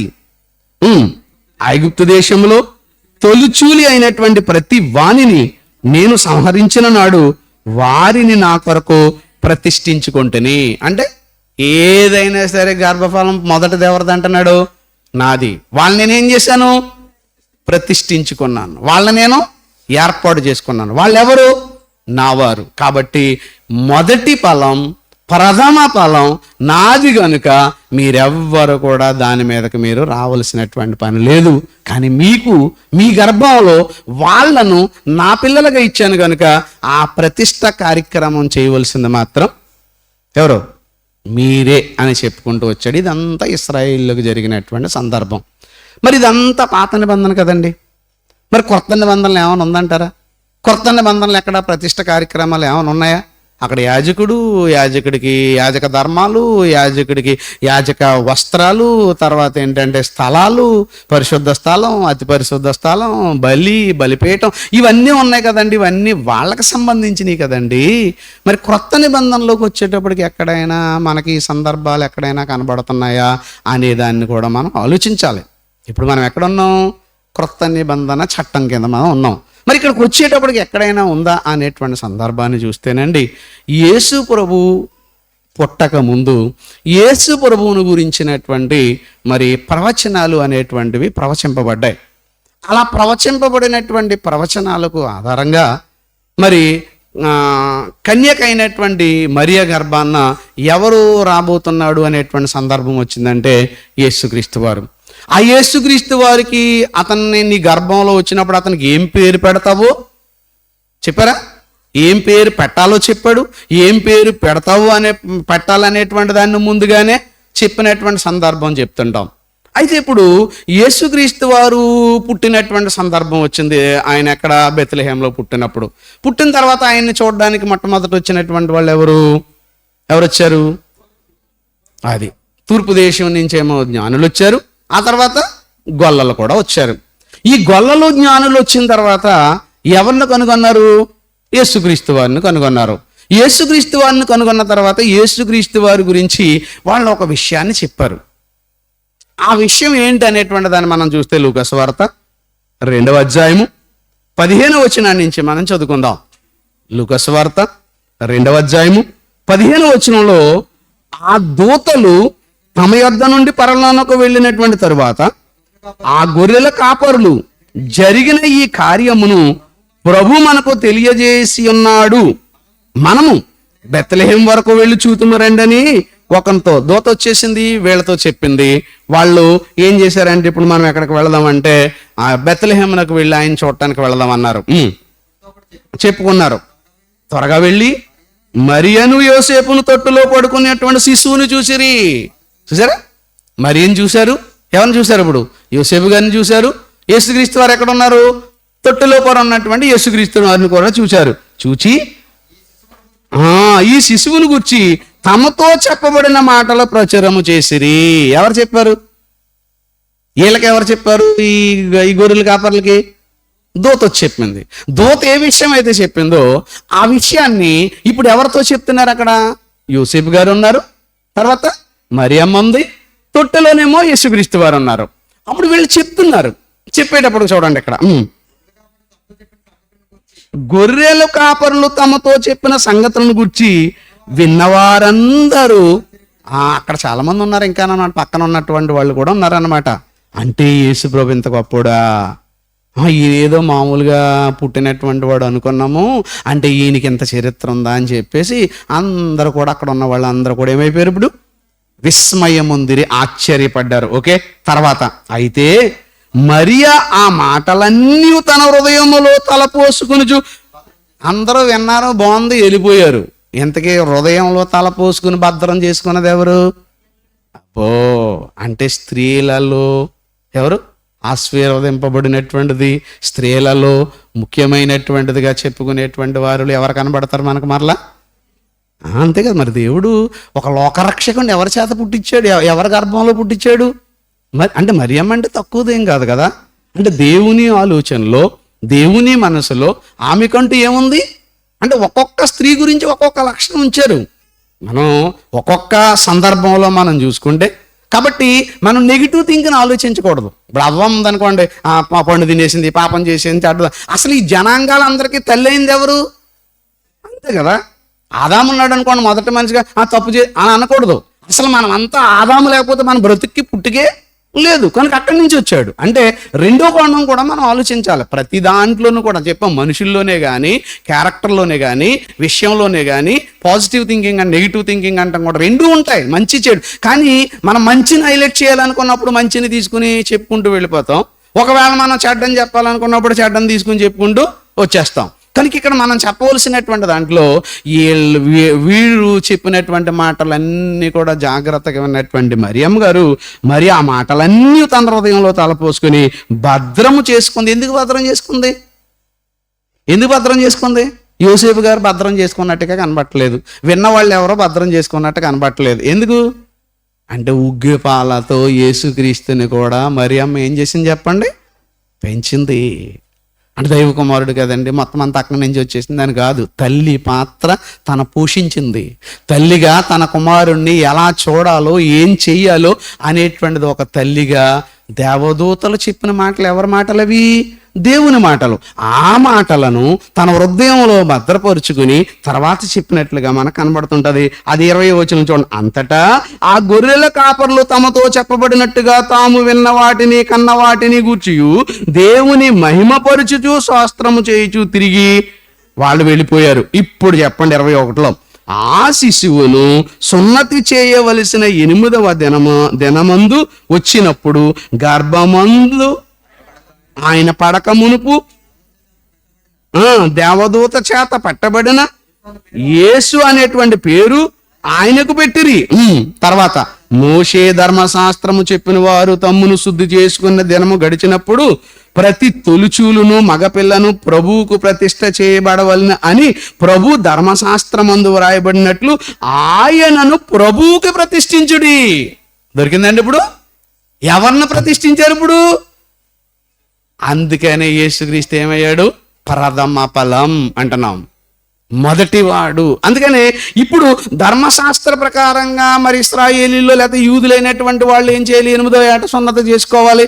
అప్పుడు దేవాలయానికి తీసుకుని వెళ్ళాలి. ఆ దేవాలయానికి తీసుకుని వెళ్ళిన తర్వాత వాళ్ళని ఏం చేయాలంటే దేవుని కుమారుడిగా అతను ఏం చేయాలి? ప్రతిష్ఠించాలి. కనుక ఇప్పుడు చెప్పబడినటువంటి మాటలన్నీ గుర్తు చేసుకుంటూ దేవదూతలు చెప్పిన ఇవన్నీ కూడా గుర్తు చేసుకున్న తర్వాత మోషే ధర్మశాస్త్రం చెప్పిన తమ్ము శుద్ధి చేసుకున్న దినము గడిచినప్పుడు ప్రతి చొలుచూల మగపిల్లను ప్రభువునకు ప్రతిష్ఠ చేయబడవలను అని ప్రభు ధర్మశాస్త్రం అందు వ్రాయబడినట్లు ఆయనను ప్రభువుకు వీళ్ళేం చేశారు? ఆయనను ప్రభువుకు ప్రతిష్ఠించుటకును అన్నాడు. ప్రభువుకు ప్రతిష్ఠించుటకును అంటే దేవుడికి ప్రతిష్ఠించటానికి ఎక్కడికి తీసుకుని వచ్చారు చెప్పండి? వీళ్ళు దేవాలయానికి తీసుకుని వచ్చారు. ఇక్కడ యేసుక్రీస్తు వారి యొక్క ప్రతిష్ఠత కార్యక్రమం కనబడుతుంది. ఓకే, యాజకులు ప్రతిష్ఠత కార్యక్రమం కనిపించింది. ఇక్కడ యేసుక్రీస్తు వారు ఎప్పుడైతే వచ్చారో, ఆయన ఎప్పుడైతే ధర్మశాస్త్రానికి లోబడినటువంటి వాడుగా ప్రతిష్ఠింపబడ్డాడో ఆ తర్వాత నుంచి మొత్తం టోటల్ యాజక ధర్మమే మారిపోయింది. ఇప్పుడు ఎవరు యాజకులు అన్నాం అనుకోండి, పిల్లలు తిరక్కని కూర్చోండి. వాక్యమును ఎవరైతే నేర్చుకుని, ఎవరైతే అది మనకి బాగా ఎన్నోసార్లు చదువుకున్నాం, పేతురు పత్రికలు చెప్తాడు, మీరు రాజులైనా యాజక సమూహము దేవుని సొత్తైనా ప్రజలుగా మనల్ని అందరినీ కూడా చేశాడు కనుక ఈ యాజకత్వం అనేటువంటిది ఇప్పుడు ఉన్నటువంటి వాళ్ళందరికీ కూడా వచ్చినటువంటిదిగా చూస్తున్నాం. కనుక ఈ యాజకత్వాన్ని ఇవ్వటం కొరకు అభిషేకింపబడినటువంటి వాడుగా యేసుక్రీస్తు వారు కూడా యాజకుడుగా ప్రతిష్ఠింపబడినటువంటి పరిస్థితి అనేటువంటి దాన్ని మనం ఇక్కడ చూస్తున్నాం. చూడండి, అక్కడ జరిగింది. ఇప్పుడు మన పాఠంలోనికి వచ్చేద్దాం. పేతురు గారు రాసినటువంటి మొదటి పత్రిక 3:15 చివరి మాటలో, హృదయముల యందు క్రీస్తును ప్రభువుగా మనం ఏం చేయాలంటే ప్రతిష్ఠించాలి. ఎక్కడ ప్రతిష్ఠించాలి? హృదయముల యందు. అంటే దేవుడు ఎక్కడ ఉండాలనుకుంటున్నాడు? హృదయములలో. దేవుడు ఉండాలనుకునేటువంటిది గుడిలో కాదు, బడిలో కాదు, నువ్వు కట్టే కొండ మీద కాదు. ఎక్కడ ఉండాలనుకుంటున్నాడంటే కేవలము హృదయములో ఆయన ఉండాలి అని అనుకుంటున్నాడు. కనుక మీరేం చేయాలంటే, మరి ఆయన ఉండాలి అని అనుకుంటే మీరేం చేయాలి? ఇప్పుడు ప్రతిష్ఠించాలి, అంతే కదా. ఇల్లు కట్టాలి అంటే మీరేం చేయాలి? మనం పునాది వేయాలి. పునాది వేసి బేస్మెంట్ వేసి కడితే అది ఉంటుంది, లేకపోతే ఉండదు. మరి ప్రతిష్ఠించాలి. మీలో అంటే యేసు ప్రభు వారు మనలో ఉండాలి అంటే మనం ఏం చేయాలంటే, మనం మన హృదయంలో ఆయనకి ఏమి ఇవ్వాలి? స్థానాన్ని ఇవ్వాలి, ఆయనకు ప్రతిష్ఠించాలి. అందుకే అన్నాడు కదా కొరింథీయులకు రాసిన మొదటి పత్రిక 3:16 ఆయన ప్రతిష్ఠిత స్థలం ఎక్కడుందో చెప్పాడు. 3:16 మీరు దేవుని ఆలయమై ఉన్నారు, దేవుని ఆత్మ మీలో నివసించుచున్నాడు. మనం ఎవరు? ఇప్పుడు దేవుని ఆలయం. దేవుని ఆలయములో మనమంతా కూడా, ఆ రోజైతే యాజకుడు ఒక్కళ్ళే ప్రతిష్ఠించబడాలి. ఇప్పుడు మనం అంతా యాజకులమే గనుక మనలో ఇప్పుడు ఆయన్ని ఏం చేయాలి? మనం ప్రతిష్ఠించుకోవాలి. అంటే మనలో ఆయనకు ప్రత్యేకమైన స్థానాన్ని ఇవ్వాలి, ప్రత్యేకమైన ఒక ఇమాజినేషన్ మనం ఏర్పాటు చేయాలి. ఆయన స్థానం ఆయనదే. ఇప్పుడు ఇంట్లో ఎంతమంది పిల్లలున్నా భర్త స్థానం భర్తదే, భార్య స్థానం భార్యదే, తండ్రి స్థానం తండ్రిదే. అంటే ఒక్కొక్కరికి ఒక్కొక్క స్థానం ఉంటుంది. అలాగే మన హృదయంలో చాలా ఉంటాయి, మనం చేయవలసినవి చాలా ఉన్నాయి. కానీ ఈ హృదయంలో దేవునికంటూ ఇవ్వవలసిన ఒక ప్రత్యేకమైనటువంటి ఒక స్థానం ఉంది. అది ప్రతిష్ఠిత స్థానం అన్నాడు. ఆ ప్రతిష్ఠిత స్థానం గురించి మనకు చెప్పాడు. కొరింథీయులకు రాసిన మొదటి పత్రిక 6:19 కూడా ఆయనే చెప్తాడు. కొరింథీయులకు రాసిన మీ దేహము దేవుని వలన మీకు అనుగ్రహింపబడి మీలోనున్న పరిశుద్ధాత్మకు ఆలయం. మన హృదయం ఎవరికి ఆలయం? దేవునికి. దేవునికి ఆలయంగా ఉండవలసిన ఈ హృదయములో దేవుడు ఉండాలి అంటే, దేవుణ్ణి ప్రతిష్ఠించాలి అంటే ఎలా? అంతేకాదు మన టాపిక్ ఏంటి ఇప్పుడు? క్రీస్తును హృదయములో ప్రతిష్ఠించటం ఎలా? ఓకే, ఎంతవరకు మనకు తెలుసు. మన హృదయం ఆయనకు ఆలయం అని తెలుసు, మన ఆలయంలో ఆయన ఉంటాడని తెలుసు, ఆయన రావటం కోసం చేస్తున్నాడని తెలుసు. అయితే ఆయన మన హృదయములో ఉండాలి అంటే, మన హృదయంలో ప్రతిష్ఠింపబడాలి అంటే మనం ఏం చేస్తే ఆయన ప్రతిష్ఠింపబడతాడు? మనం ఏం చేస్తే మన హృదయంలో ఆయన కొలువు తీరుతాడు? ఇది మనం తెలుసుకోవాల్సినటువంటి విషయం. అవును కదండి. ఇప్పుడు ప్రపంచ దేశాల్లో గొప్ప దేశం అన్నాం అనుకోండి, గొప్ప దేశం ఏదనుకుంటాం మనం? ప్రపంచ దేశాల్లో, ప్రపంచ పటంలో మనం చూస్తే నెంబర్ 1 కంట్రీ ఏదన్నాం అనుకోండి, ఏది? అమెరికా. అమెరికా దేశ అధ్యక్షుడు ఉండేటువంటి దాన్ని ఏమంటారు తెలుసా? అమెరికా అధ్యక్షుడు ఉండేదాన్ని వైట్ హౌస్. వైట్ హౌస్ ఎలా ఉంటుంది తెలుసా? మనకెక్కడ తెలుసు? మన చదువుకోవడం చూడడం తప్ప, అంతే కదా. పోనీ దాని గురించి తెలియదు కానండి, ఆయన ప్రయాణం చేసే ఒక ఫ్లైట్ ఉంటుంది, ఒక విమానం. అది ఎలా ఉంటుందో తెలుసండి? ఇల్లు కంటే గొప్పగా ఉంటుంది, పెద్దదండి బాబు. ఒక్కడే సింగిల్ మ్యాన్ వెళ్ళటానికి ఎలా ఉంటుంది తెలుసా? అబ్బో, దాంట్లో ఉన్నంత సౌకర్యాలు ఇన్ని కాదండి. ఒకవేళ శత్రు దేశం వచ్చి దాన్ని ఒకవేళ షూట్ చేయాలనుకున్నా దాని చుట్టూ ఉన్న ప్రొటెక్షన్ ఎలాంటిదో తెలుసా అండి? బుల్లెట్ ప్రూఫ్, ఏం కాదది. ఒకవేళ కర్మశాలి సముద్రంలో కూలిపోయినా అది మొలగదట, తేలుతుంది అది. ఇంత టైం అనేటువంటి దాంట్లో మనకి కారులో ఎయిర్ బెలూన్స్ ఎలా ఉంటాయో దానికి 24 hours వరకు దాన్ని నిలబడేటువంటి శక్తి ఉంది. ఈలోగా ఏం చేస్తారు వాళ్ళు? వచ్చి ట్రేస్ చేసేస్తారు. ఇంకోటి ఏంటో తెలుసా? ఆయన ప్రయాణం చేసేటువంటి 2 ఫ్లైట్లు ఉంటాయట, ఒకటి కాదు. దేంట్లో వెళ్ళాడో తెలీదు, 2 సేమ్ ఒకే రకంగా ఉంటాయి. అది బయలుదేరితే ఇది బయలుదేరుతుంది, ఇది డైరెక్షన్ అదే డైరెక్షన్ వెళ్తుంటుంది. ఎలా అంటే ఎందుకు? ఒక దేశ అధ్యక్షుడైనందుకు ఇతనికి ఉండేటువంటి ప్రత్యేకమైన స్థానం, అది ప్రత్యేకమైన గుర్తింపు, అది అవును కదా. పోని అది ఎందుకంటే మన దేశం అందనుకోండి, మన దేశంలో ప్రథమ పౌరుడు ఎవరంటాం? రాష్ట్రపతి, ప్రెసిడెంట్ ఆఫ్ ఇండియా. మరి ప్రెసిడెంట్ ఆఫ్ ఇండియా ఉండే ఇల్లు ఎన్ని గదులు తెలుసా అండి? 350 గదులు ఒక్కడికి. ఎక్కడ ఉంటాడు చెప్పండి? ఒక్కడికి ఎన్ని గదులు? 350 గదులు, 600 మంది పనులు.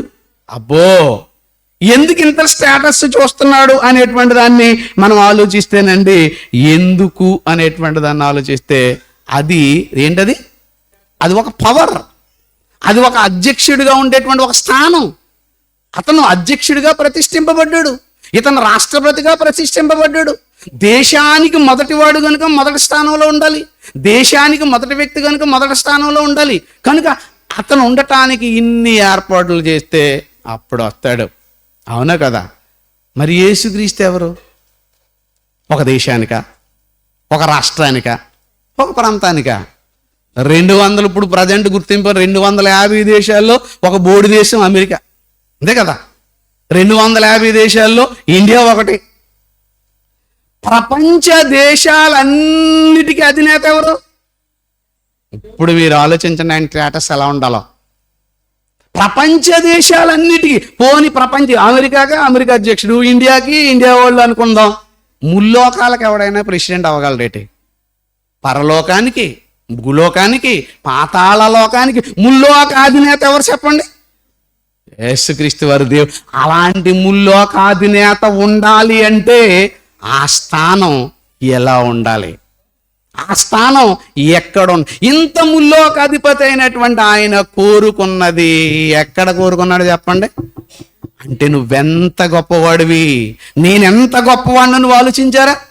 ఎక్కడైనా హృదయములో అసలు ఒక చిన్న 6 అడుగుల ఆకారం ఉన్న మట్టివాడిగా ఉన్న మన హృదయంలో ఏం కోరుకుంటున్నాడు? స్థానాన్ని కోరుకుంటున్నాడు. అంటే ఆ హృదయం ఎలా ఉండాలో నువ్వు ఆలోచించావా? ఆ హృదయం ఎంత పవిత్రతగా ఉండాలో నువ్వు ఆలోచించావా? మరి ఎందుకు రావట్లేదు? ఏమన్నా మనకి ఇష్టమైన బంధువులు ఎవరన్నా పిలిచామనుకోండి, రాజుగారు చెప్పినట్టుగా, సరే గుమ్మం దగ్గర ఉన్నాను సార్, లోపలంతా తుడిచేసి తడిబట్ట ఎట్టేసి మాపింగ్ ఎట్టేసి బూజు తుడిచేసి వస్తానంటావా? నమస్కారం అని వెళ్ళి వచ్చేస్తాడు, అంతే కదా. ఆయన వచ్చేటప్పుడు మనం ఏం చేస్తాం? శుభ్రంగా తుడిచేసి క్లీన్ చేసేసి మొత్తం అంతా చేసేసి చక్కగా అంతా అలంకరించి ఉంటాం. వచ్చిన తర్వాత ఏమీ చెయ్యం. ఆ మధ్యలో ఎవరైనా పిల్లలు ఏమన్నా డిస్టర్బ్ చేస్తుంటే కేకలు, అరుపులు, ఏంట్రా ఏమనుకుంటున్నావు నువ్వు అని అంటాం, అవును కదా. మరి అలాంటిది మరి యేసు ప్రభు మన దగ్గరికి రావాలి అంటే మనం ఎంత శుభ్రంగా ఉండాలి, మన హృదయం ఎలా ఉండాలి అనే దాన్ని మనం ఆలోచిస్తేనండి, ఏం చెప్తున్నాడు అనేటువంటి దాన్ని చూస్తే మన హృదయం ఎంత భయంకరంగా ఉందో రాజుగారు చెప్పారు. మరోసారి మనం గుర్తు చేసుకుందాం. మార్క్స్ వార్త 7వ అధ్యాయం 21వ వచనం. మార్క్స్ వార్త 7వ అధ్యాయము 21వ వచనం. మార్క్స్ వార్త 7వ అధ్యాయం 21వ వచనం. లోపల నుండి అనగా మనుషుల హృదయంలో నుండి, అబ్బా అబ్బా అబ్బా అబ్బా చెప్పేశాడండి బాబు. మనుషుల హృదయం ఏమున్నాయి? మొత్తం చెత్త అంతా ఇక్కడే ఉంది. మనం ఎక్కడ ఉంది అనుకుంటున్నాం? బయట చెత్త అయితే ఊడిసేస్తాం, అంట్లుకున్న చెత్త అయితే తోమేస్తాం, బట్టలకున్న చెత్త అయితే ఉతికేస్తాం, అంతే కదా. మరి ఎక్కడ ఉంది ఇప్పుడు? మరి దీన్ని ఉతకాలా? ఏ సబ్బు పెడదాం చెప్పండి? బట్టలకైతే డిటర్జెంట్ పెట్టేద్దాం, ఒంటికైతే సోప్ పెట్టేద్దాం. మరి హృదయాన్నిలో ఏముందట? ఇదంతా ఉందంటే దీన్ని ఏం చేయాలి? మనం నీట్గా చేయాలి. ఇప్పుడు యేసు ప్రభు ప్రతిష్ఠింపబడాలంటే ఏం చేయాలి? ఇప్పుడు నీట్గా చేయాలి. అప్పుడు వస్తాడు ఆయన, లేకపోతే రావడం. ఎక్కడ ఉంటాడు? బయటే ఉంటాడు. అందుకే కదా ఆయన చెప్తాడు, హృదయం అనేది తలుపున్నది ఎందుకు తాడుతున్నాడు? అక్కడ వరకు వచ్చాడట. అక్కడికి వచ్చిన తర్వాత ఏం చేశాడు ఆయన? ఆగిపోయాడు. అక్కడ వరకు వచ్చినాడు ఎందుకు ఆగాడు? అంటే నువ్వు శుభ్రం చేయలేదు ఒకటి, రెండోది నువ్వు ఆహ్వానించలేదు. అప్పుడప్పుడు అంట, సార్ మీ ఇంటి దగ్గర ఏదో భారీగా ఆడవాడు జరుగుతుంది సార్, నేను అంతా ఎలాగలా. మరి రాపోయారు బ్రదర్ అన్నాం అనుకోండి, మీరు వెళ్ళలేదు కదా. అంటే ఇంటి దగ్గర ఏం జరుగుతుందో తెలిసాడికి, ఎంతమంది వచ్చారో తెలుసు. కానీ మరి ఇలా జరుగుతుంది చాలా ఆడవాడు ఏంటండి అంటాడు. ఏదో మరి రాపోయారు బ్రదర్ అంటే మీరు వెళ్ళలేదు కదా. అంటే పక్కకు వచ్చినా రాడా? నీకే అంత నీతి నిజాయితీ ఉంటే మరి దేవుడు ఎందుకు వస్తాడు? అందుకే ఆయన వచ్చి అక్కడ ఏం చేశాడు? నిలబడ్డాడు వస్తాడా అని. కానీ అసలు శుభ్రం చేసుకున్నదే ఆయన, కట్టుకున్నదే ఆయన, కాపాడిందే ఆయన. కానీ ఏముందంటే మనిషి హృదయంలో నుంచి ఏమొచ్చేస్తున్నాయి? దురాలోచన, జారత్వం, దొంగతనం, నరహత్య, వ్యభిచారం, లోభం, చెడు, కృత్రిమము, కామవికారము, మత్సరము, దేవదూషణ, అహంభావం, ఈ చెడ్డవన్నీ అన్నాడు. అంతే. మొత్తం టోటల్ అన్నీ ఎక్కడి నుంచి వస్తున్నాయి? ఎక్కడి నుంచి? బయట నుంచి, ఎక్కడి నుంచి రావట్లేదు. ఇవన్నీ వస్తున్నాయి ఎక్కడి నుంచి అంటే లోపల నుంచి. ఎవరి లోపల నుంచి? చాలామంది ఏమనుకుంటారంటే ఇక్కడ ఒక అద్భుతమైనటువంటి విషయం ఏంటంటేనండి, ఇక్కడ నిజంగానండి బైబిల్ని చదివితే చాలానండి. నేను ఇక్కడ ఆగి ఒక్కసారి కొంచెం ముందుకెళ్ళి ఆలోచించానండి. ఇవన్నీ వస్తున్నప్పుడు ఏమంటే ఆడు వ్యభిచారం చేసేస్తున్నాడండి అంటే ఎవరినో పాడు చేసేస్తున్నాడు అన్నట్టుగా చూస్తాం మనం కదా, అంతే కదా. రేప్ చేసేసాడండి అంటే వాళ్ళని పాడు, ఇంతకు వాళ్ళని పాడు చేయటం కాదు, ఈడే పాడైపోయాడు, ఈయన్ని పాడు చేసేసుకుంటున్నాడు. తెలుసా మీకు? ఆయన పాడు చేసి ఆడు దొంగతనం చేసేస్తున్నాడు, అది ఇది కాదు, ఇవన్నీ చేసేస్తున్నాడు సమాజానికి కాదు చెడు చేస్తుంది.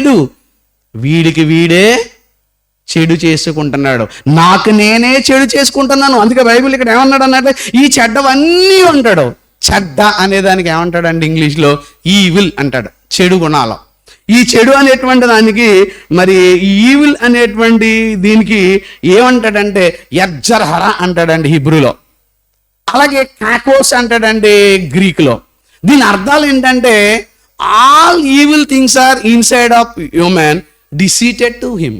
అంటే అర్థం ఏంటంటే ఈ చెడ్డవన్నీ వచ్చి, ఈ చెడ్డవన్నీ నా హృదయంలోకి వచ్చి ఎవరిని పాడు చేస్తున్నాయి? ఇప్పుడు నన్నే, నిన్ను కాదు. మనం ఆడు ఈడు ఈడాడు అని చూపిస్తున్నాం తప్ప చెడు ఆలోచన, కృత్రిమము, కామ వికారము, దొంగతనము, నరహత్య, వ్యభిచార ఇవన్నీ వస్తే ఎవరు పాడవుతున్నారు చెప్పండి? ఇప్పుడు ఎవరు? మీ గురించి అని నేను అనుకుంటే పొరపాటు. ఈ ఆలోచన, ఈ చెడ్డ ఎప్పుడైతే వచ్చింది ఎవరు పాడైపోయారు చెప్పండి? ఇప్పుడు ఆడు పాడు చేయటం కాదు, ఈడే పాడైపోయాడు. అవునా? ఈడే ఏం చేసుకున్నాడు? పాడు చేసుకున్నాడు. ఎందుకంటే వీడు దుర్మార్గుడు గనుక, వీడు దుష్టుడు గనుక. అదే బైబిల్లో చెప్పబడినటువంటి మాటను కూడా మనం చూస్తున్నాం. ఏమండి, ఇప్పుడు నేను పాయిజన్ తీసుకున్నానండి అనుకుందాం, విషం. నేను చచ్చిపోతానా, ఆదం గారు చచ్చిపోతారా? నేను చచ్చిపోతాను, ఆదం గారే. తీసుకున్నది నేనే కాబట్టి ఎవరు చచ్చిపోతారు? నేనే చచ్చిపోతాను, ఆయన చచ్చిపోడు. ఎందుకంటే ఆయనలో పాయిజన్ లేదు. ఇప్పుడు లోపల ఉన్నదంతా, హృదయంలో ఉన్నదంతా ఏమన్నాడు ఈయన? పాయిజన్, విషం. ఈ విషయం అంతా ఎవరిలో నుంచి వచ్చింది? మరి ఒకవేళ దీని నుంచి మనం కాపాడుకోవాలనుకోండి, దానికి కూడా చెప్పాడు. అండ్ ఇప్పుడు పాము కరిసింది అనుకోండి, విషం ఉంది కాబట్టి ఏమవుతాం? చచ్చిపోతాం. ఓ 10 నిమిషాల ముందు హాస్పిటల్కి వెళ్ళి యాంటీడోస్ ఇంజెక్షన్ ఇచ్చుకొని, పాము కాటుకు ఇంజెక్షన్ చేయించుకొని సునీత దగ్గరికి వచ్చి ఇప్పుడు పామును పట్టుకున్నాను అనుకోండి, నేను కరిసింది, చచ్చిపోతానా? ఆల్రెడీ యాంటీడోస్ వెళ్ళిపోయింది. అది యాంటీడోస్ లోపల ఉంది కాబట్టి విషయం ఏమి మనల్ని అటాక్ చేయదు. ఇవన్నీ లోపలికి పంపిస్తే ఎవరు వస్తారన్నారో తెలుసండి? లోపలికి ఎవరు వస్తారు? ప్రభువారు ప్రతిష్ఠింపబడితే ఎవరు ఉన్నారు? ఇప్పుడు అక్కడ యాంటీడోస్ వెళ్ళిపోయింది. ఇప్పుడు నువ్వు ఎవడు ఏం చేసినా ఒక్కటి కూడా లోపలికి వెళ్ళదు అనేది మనకి ఇక్కడ అర్థమైపోతుంది. అందుకని లోపల నుండి అనగా మానవ హృదయంలో నుంచి ఇవన్నీ వస్తున్నాయి అన్నాడు చూడండి. అందుకని దీన్ని శుభ్రపరిచే కార్యక్రమాన్ని కూడా ఎవరు చేశారో తెలుసా? ఆయనే చేశాడు, మనం చేయలేదు. ఎవరు? యేసుక్రీస్తు వారు. ఎలా చేశారు? ఎఫెసీయులకు రాసిన పత్రిక 5వ అధ్యాయము 27వ వచనం. 5వ అధ్యాయము 27వ వచనం. ఎఫెసీయులకు రాసిన పత్రిక 5వ అధ్యాయము. క్రీస్తు కూడా సంఘమును ప్రేమించి అది కళంకమైనను ముడతయైనను అట్టిది మరి ఏదైనను లేక పరిశుద్ధమైనది గాను నిర్దోషమైనది గాను మహిమగల సంఘముగాను ఆయన తన ఎదుట నిలవబెట్టుకొనవలెనని వాక్యముతో ఉదక స్నానము చేత దానిని పవిత్రపరచుకొని పరిశుద్ధపరచుడికై దాని కొరకు తన్ను తాను అప్పగించుకొనెను. ఇప్పుడు సంఘం అంటే ఎవరు? స్త్రీలు, పురుషులు, మనం అందరం. దీన్ని నిర్దోషమైనదిగా చేయాలనుకున్నాడట, పవిత్రమైనటువంటిదిగా చేయాలనుకున్నాడట. దీన్ని నిలవబెట్టాలని దేంతో? వాక్యంతో ఏం చేయించాడంటండి? ఏం చేయించాడు? ఉదక స్నానం. ఎప్పుడైనా విన్నారు ఉదక స్నానం? స్నానాల్లో రకాలు ఉంటాయి తెలుసా? స్నానాల్లో ఎన్ని స్నానాలు ఉన్నాయి చెప్పండి మీకు? స్నానాల్లో రకాలు ఉన్నాయా? ఏం మాట్లాడలేదు సరే? స్నానాల్లో రకాలు, వేడి నీళ్ళు సన్నీళ్ళు స్నానం పక్కన పెట్టండి, స్నానాల్లో రకాలు ఉన్నాయి. కాకి స్నానం అంటే మాత్రం బాగా తెలుసు, అలాగే ఇలా వచ్చేస్తాడు కదా, అంతేనా? ఇంకేముంది? ఇంకా లేదు, స్నానం చాలా ఉన్నాయి. మంగళ స్నానం ఉంది, అంతే కదా. కాకి స్నానం ఉంది, మంగళ స్నానం ఉంది, తర్వాత బ్రహ్మ స్నానం అంటే 4 గంటలకు వెళ్ళి తెల్లవారుజామున చేసాడు అనుకోండి, వాడేంటి బ్రహ్మ స్నానం ఉంది. తర్వాత 7 తర్వాత చేసేవాళ్ళు మనం అంతా రాక్షస స్నానం అన్నారు, అంతే కదా. ఇది ఒకటి. తర్వాత మైలి స్నానం, రాజుగారు చెప్పారు కదా, అప్పుడప్పుడు మైలు పడిపోవడానికి మైలుడు కూడా ఏం చేస్తాడు, మైలి స్నానం. అంటే స్నానాల్లో ఎన్ని రకాలు ఉన్నాయా? ఇన్ని స్నానాల్లో ఉదక ఒకటి ఉందట అక్కడ. ఉదక అంటే అర్థం ఏంటి అనుకోండి, ఎక్కువ జలాల మధ్య ఉంటే దాన్ని ఉదక అన్నారు. ఉదక అంటే సముద్ర స్నానం కానీ గోదావరి స్నానం కానీ చేస్తే దాన్ని ఏమన్నారంటే ఉదక అన్నారు. కానీ గోదావరిలో స్నానం చేయటం చాలామంది పవిత్రం అంటారు. దాన్ని పక్కన పెడితే సైంటిఫిక్ రీజన్ ఏంటో తెలుసండి, గోదావరి స్నానంలో చాలా యాంటీ వైరస్ అంటే యాంటీ బ్యాక్టీరియాలను చంపే గుణం ఉంది అని ఇప్పుడు చెప్తున్నారు శాస్త్రవేత్తలు. ఎందుకంటే ఫ్లోటింగ్ వాటర్, ఎప్పుడు కూడా నీళ్లు కదులుతూ ఉన్నప్పుడు దాంట్లో ఏంటన్నట్లయితే ఎలక్ట్రానిక్ మ్యాగ్నెట్స్ అని, ఎలక్ట్రానిక్ వేవ్స్ అంటారు. ఇప్పుడు కరెంట్ ఎక్కడి నుంచి వస్తుంది? వాటర్ నుంచే వస్తుంది. అలాగే వాటర్ కింద సముద్ర జలాల కింద తీసుకుంటుంది. ఇసుక కింద ఏముంటుందో తెలుసు అంటే కాపర్ ఉంటుంది, రాగి. అప్పుడప్పుడు చూడండి మనం కాపర్లు అంటే ఇది రాగి పాత్రలో ఉన్న నీళ్లు తాగండి, రాగి చెంబులో ఉన్నటువంటివన్నీ కూడా తీసుకోండి అని చెప్తున్నారు కదా ఈరోజు మనకంతా కూడా. ఎందుకంటే అది యాంటీవైరస్గా పనిచేసేటువంటిది అంతా కూడా. ఇంచుమించు ఒక 30% రోగాలన్నీ కూడా సముద్రంలో కానీ గోదావరిలో కానీ స్నానం చేస్తే అసలు సబ్బక్కర్లేదట. అది మురికి అనుకుంటున్నావు నువ్వు. మనం ఇన్ని డిటర్జెంట్లు ఎట్టి మనం చేసినా దీనికంటే కూడా మంచి జలం ఏంటంటే ఫ్లోటింగ్ వాటర్ అనేటువంటిది వెళుతున్నటువంటిది అన్నాడు.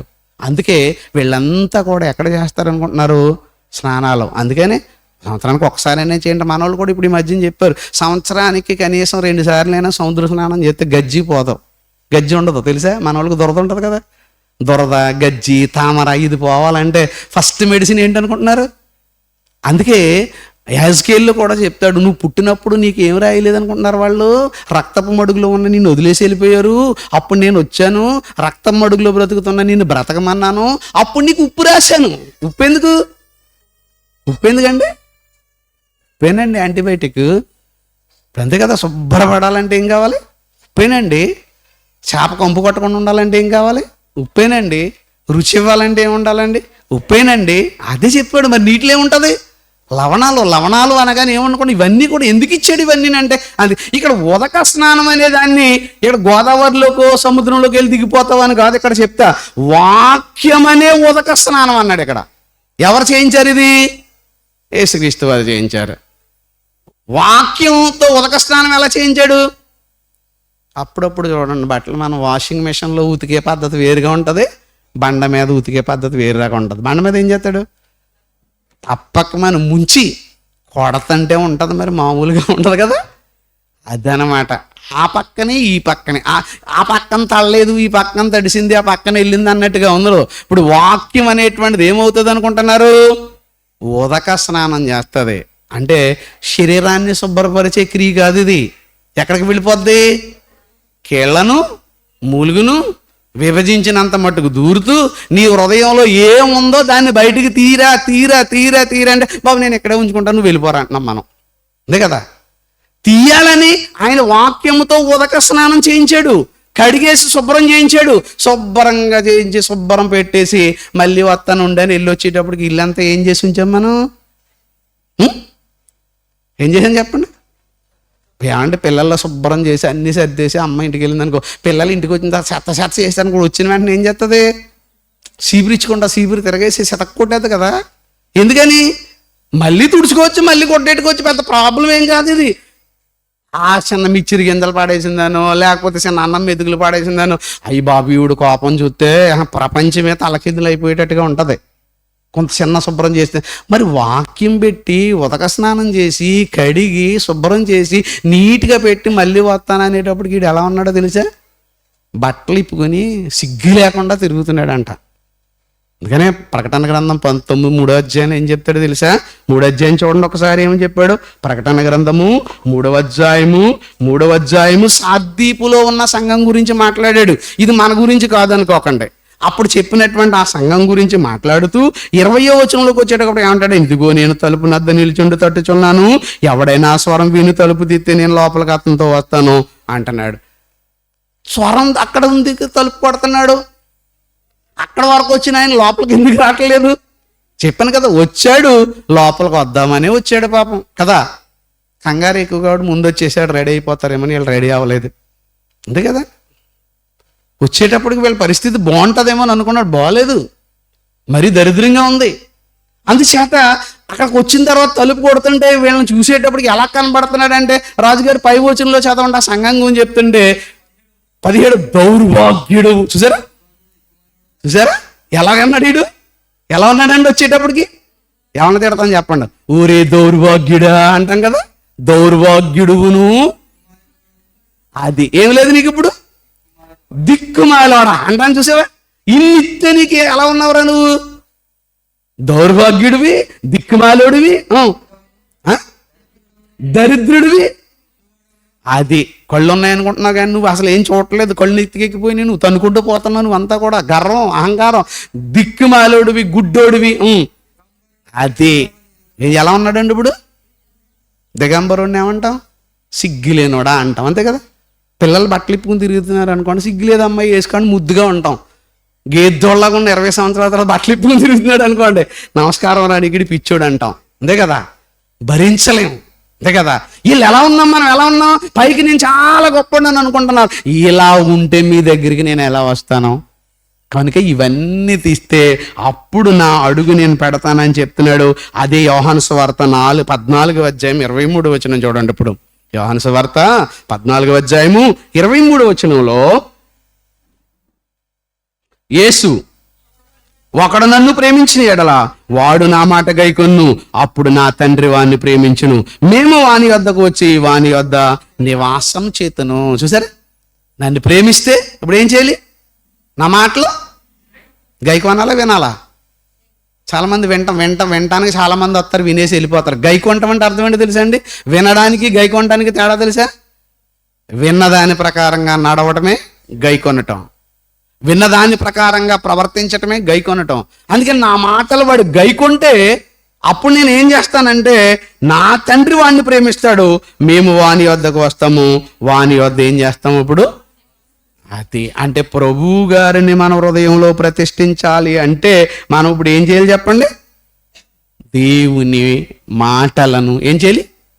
బాగుందండి, చాలా బాగుందండి, ఆయన వచ్చాడండి చేత కొట్టేసాడండి అని మార్కులు వేయటానికి కాదు.